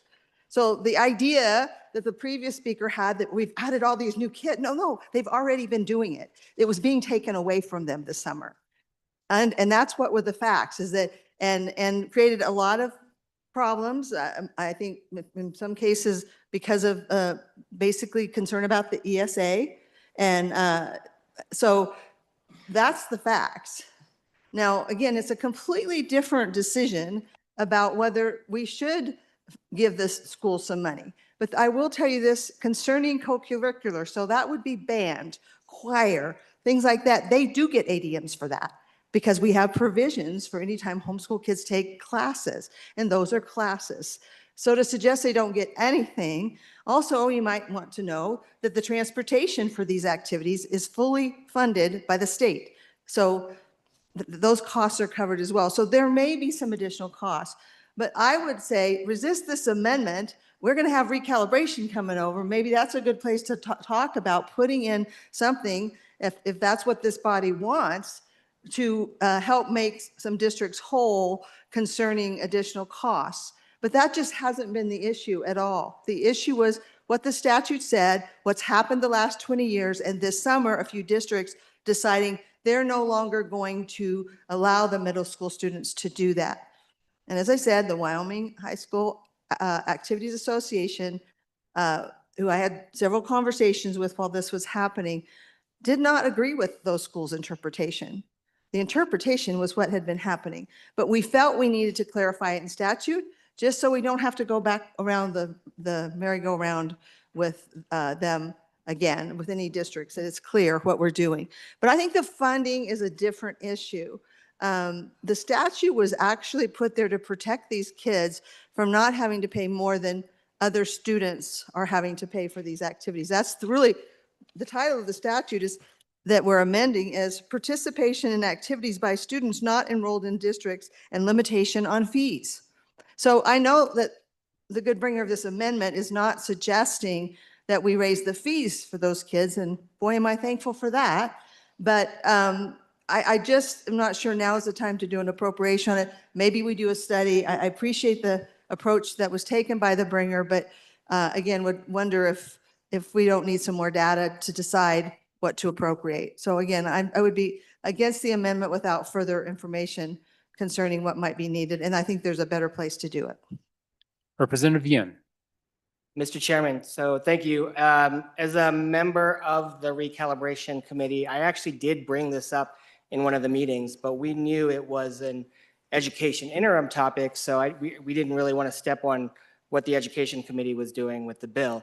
And I've talked to my school district a lot about this, and I told them, you know, I think it's a good idea. I think it's actually good for every community to have their homeschool kids play in the same sports as the kids that are going to public school. I think that's a great idea. What I don't want is to have homeschool kids take money from a district that ends up depriving, because it's going to end up being taken out of the block grant money to pay for that kid's sports. Even if you get some of that fee paid by WHSAA, it doesn't recoup everything that comes out of what will essentially be the rest of the school district. So you get a little bit of harm from the rest of the school district. So then you have a place where if there is more homeschool kids that participate in sports, you're going to have more money taken out of that block grant that isn't essentially being paid for by the state, which reverberates within the whole district. So you end up not being able to fully fund all of the kids that are taking classes there. So I think the amendment is a really good idea, just to make sure that there isn't a cost every time a homeschool kid joins the team, because I think what we want is it to be a win-win-win for literally everybody involved. I actually think if we do adopt this amendment, then we just take away the fee. If we're reimbursing on the students, then there's no need for the fee anymore. And we actually save homeschool kids some money too, at the same time. So thank you, Mr. Chairman. Representative Chairman Andrew. Thank you, Mr. Chairman. On and against the amendment, within the provisions of our ESA law, it allows for these school districts to actually charge the students for the cost of participating in these activities. And that is how this is supposed to work. Other than that, I mean, that's the concern of where the new volume would come from. Other than that, this continues to work how it has for a very long time. And a lot of the cost is actually made up in the reimbursable transportation or some of these particular activities generating ADM. Thank you. Further discussion on the amendment? Do I have a question? Okay. So, Just, Representative thank you, Hartman. Mr. Chairman. Has Oh. everybody asked all their questions? I'd like to answer. Representative Okay, and I Brady. know it's unlimited debate, but I don't want to speak 5 times. Thank you, Mr. Chairman.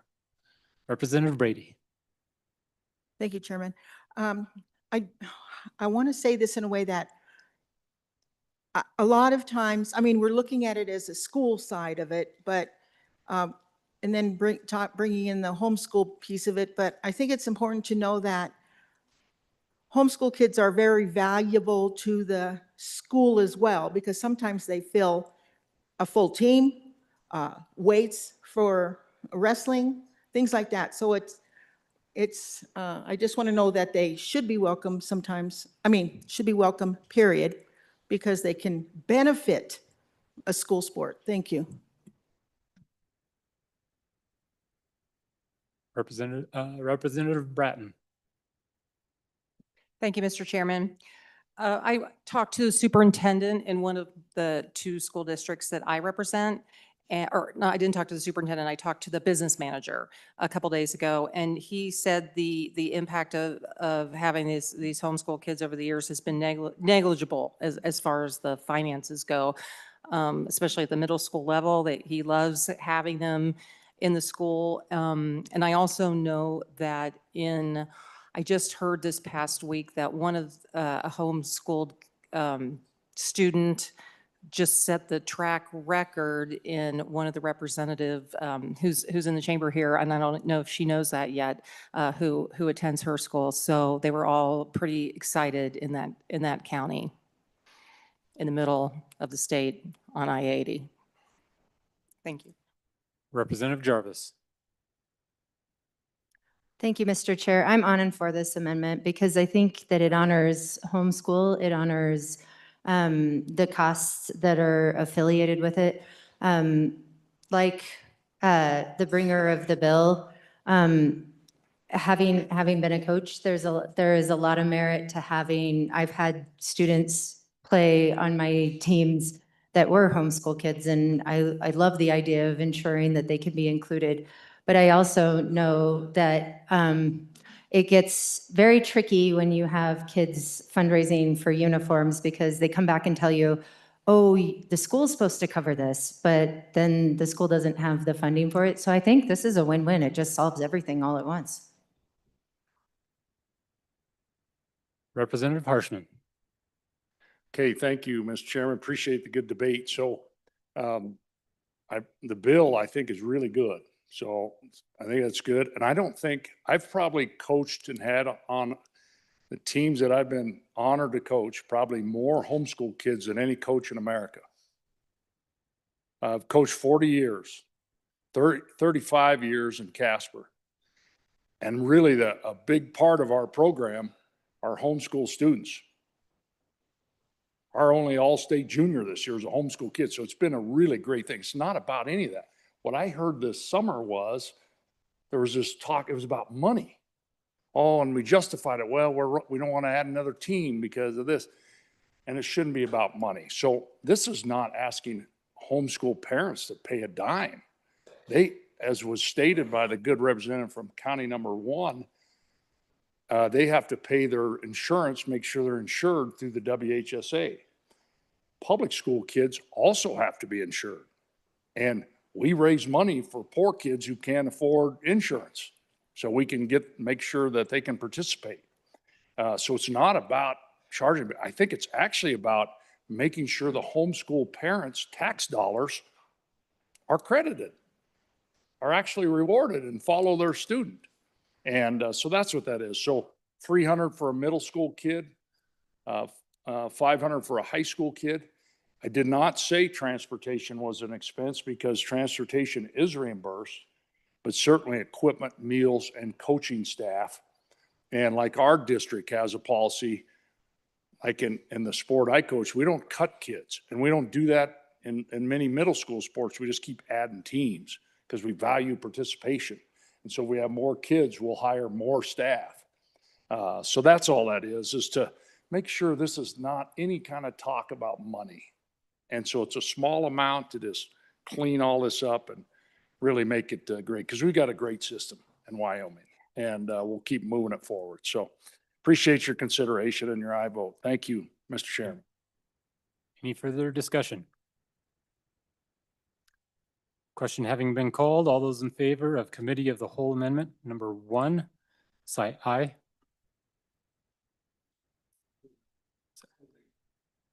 Say aye. Opposed, no. The Committee of the Whole Amendment number 1 has not been adopted. We are back on the bill.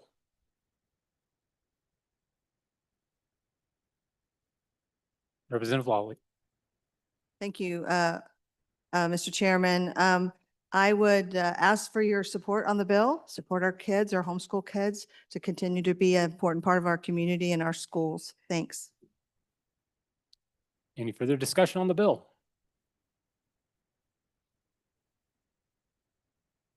Question being called, all those in favor of Chairman Andrews' motion that when the Committee of the Whole rises to report, it does so with a recommendation that House Bill 23 do pass. All those in favor say aye.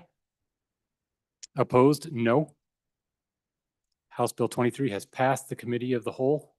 The next bill for our consideration is House Bill 24. The reading clerk will read the bill. House Bill 24 is sponsored by Education. Review of charter school applications. An act relating to review of charter school applications. Mr. Speaker, your committee number 4 Education, to whom is referred House Bill 24. Review of charter school applications. Respectful report, same back to the House with the recommendation that do pass. Ayes, Representatives Andrew, Bratton, Erickson, Guggenmoss, Kelly, Lawley, Singh, Strzok, Williams. Representative Andrew, Chairman. You've heard the reading of the bill. What is your pleasure, Chairman Andrew? Thank you, Mr. Chairman. I move that when the Committee of the Whole rises to report, it do so with the recommendation that House Bill 24 do pass. And I turn over the explanation to the good representative. Representative Bratton.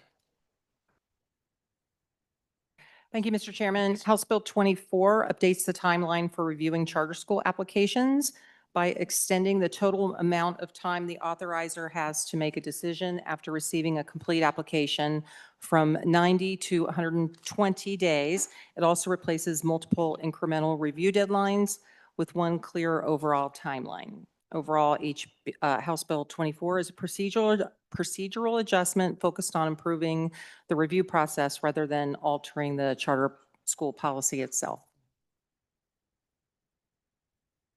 Discussion on the bill. Representative Chestick.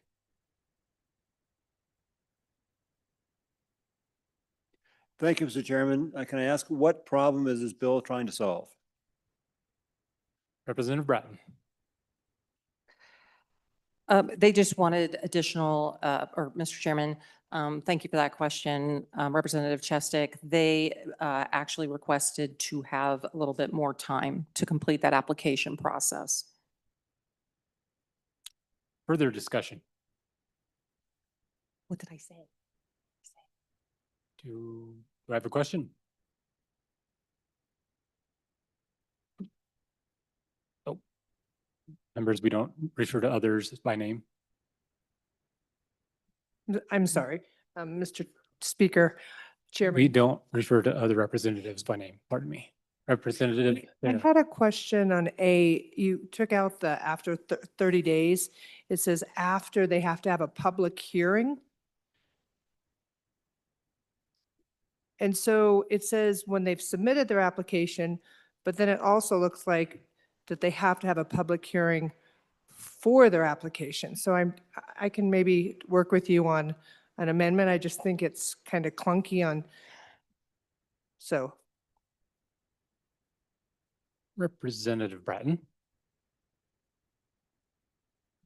Thank you to the good representative. Happy to work on an amendment. Actually, I would like to ask the chairman if he has any remembers why we did that. I think we passed this early on in the interim. Chairman? Could you restate that question, please? I got it. Restate it, yes. Yes, Mr. Speaker, Mr. Chairman, sorry. My question is on A, you took out the 30 days, it was striked out, and it says after an application is submitted, and then it talks about having a public hearing for the application. So I just wanted some clarity on that. I don't recall the specifics on it. Representative Andrew, Chairman Andrew. Thank you, Mr. Chairman. Nothing in this bill is changed except for the timeline. And this is something that both the schools and the board that authorizes these schools were in agreement upon, because it is a really rigorous, intense process. The outcome is better if they have more time. Further discussion?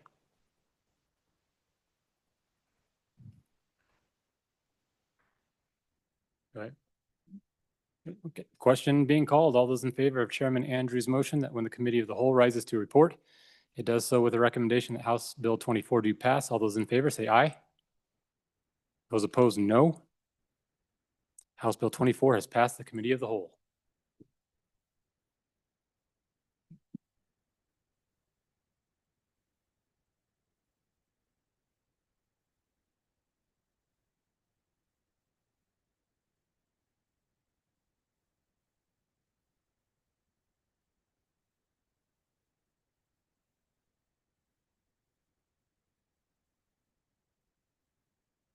All right.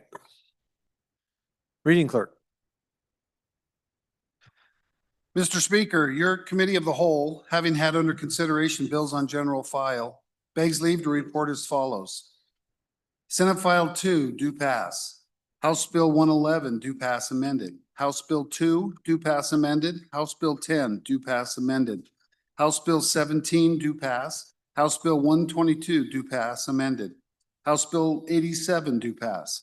House Bill 19, do pass amended. House Bill 22, do pass amended. House Bill 23, do pass amended. House Bill 24, do pass. Representative Guggenmoss, Chairman. I move the adoption of the committee of the whole report. You have heard the motion. All those in favor signify by saying aye. All those opposed, no. Motion passes. Congratulations, Representative Guggenmoss.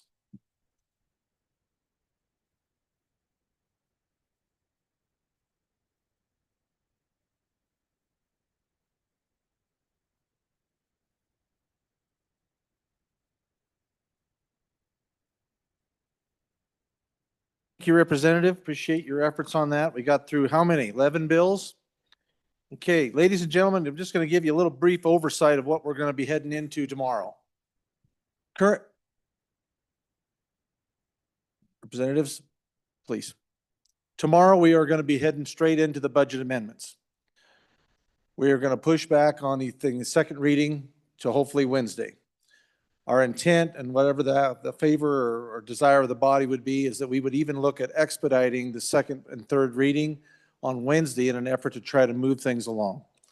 And so with that idea in mind, we have 120 that I know of amendments for tomorrow. 122 just updated. It took you folks and all of us working together this morning over an hour to do 3 amendments. If we take 5 minutes per amendment, that is 10 solid hours of amendments tomorrow. If we take 5 minutes per amendment, it took over an hour to do 3 before lunch. So just giving you a heads up, tomorrow's going to be an extremely long day. And so that's why we want to try to fire right off immediately into the budget and see how that plays out. The reasoning behind, if you have questions why we're not doing second amendment, second reading, is we're going to push it back to Wednesday in an effort to try to give as much time as early as we can in hopes that if things go really well, that we will be able to be out of here before midnight. Quite frankly, that's where we're headed if we can't shut her down about 5, depending on the number of amendments. So just so you kind of know what you're looking at tomorrow and where we're at, we're going to focus on the budget and the amendments, and then we'll look at second reading and maybe expediting a third reading on Wednesday. And then we'll get back in on Wednesday to doing more of committee of the whole and try to get more of those out. And then we'll look at expediting those if we possibly can. So if any of you have any questions, please let me know. Another announcement for you is don't forget, if you went home this weekend, you need to go sign back in. Let them know where you're at, and so we can get you paid for that. All right, next thing we need is standing committee reports, please. Reading clerk. House Bill 120, sponsored by Representative Campbell. Energy Product Reclassification and Sovereignty Act, an act relating to administration of the government. Mr. Speaker, your committee number 9, Minerals, Business and Economic Development, to whom is referred House Bill 120, Energy Product Reclassification and Sovereignty Act. Respectfully report, same back to the House with the recommendation do pass with the following amendments. Ayes, Representatives Campbell, Heiner, Knapp, Larson, Riggins, Schmid, Tarver, Weber. Excuse, Representative Lawley. Representative Heiner, Chairman.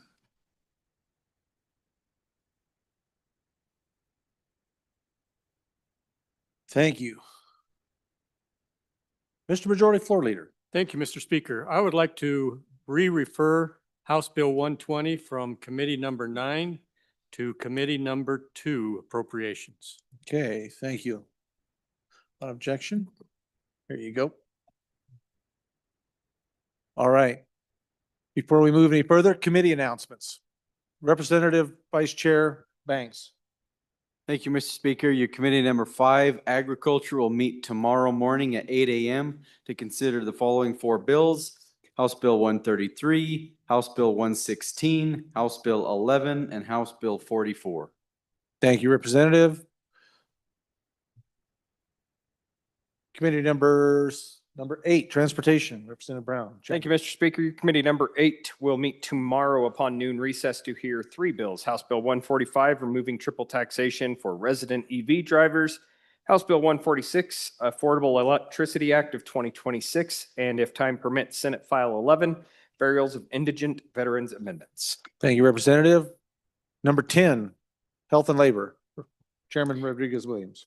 Thank you, Mr. Speaker. Your committee number 10 will meet tonight after adjournment to finish House Bill 126. Thank you, Representative.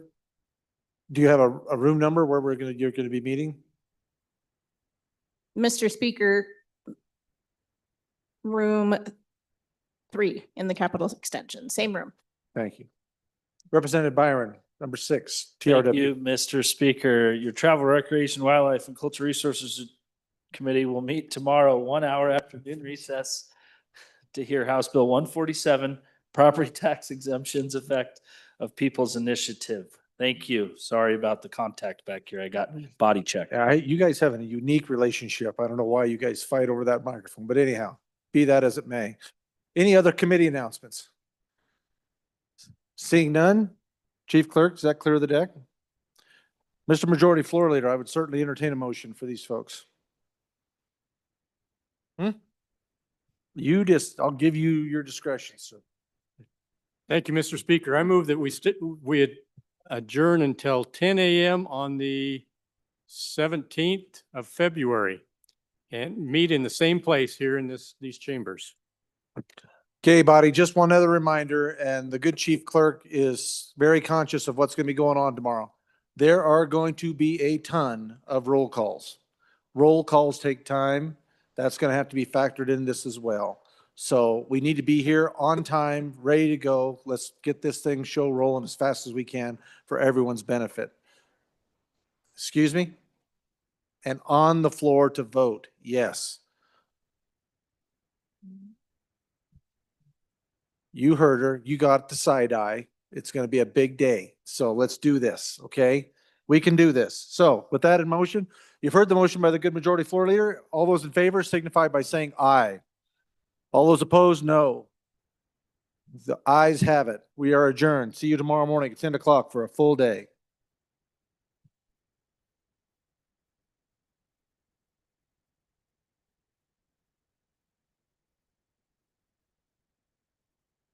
I was just informed that we may be able to distribute the package of budget amendments tonight. If you'd like to get those, they're trying to work on that right now, so you'll have that to look over this evening. If you have some light reading before you go to bed at 1 o'clock, so you can be here early in the morning. So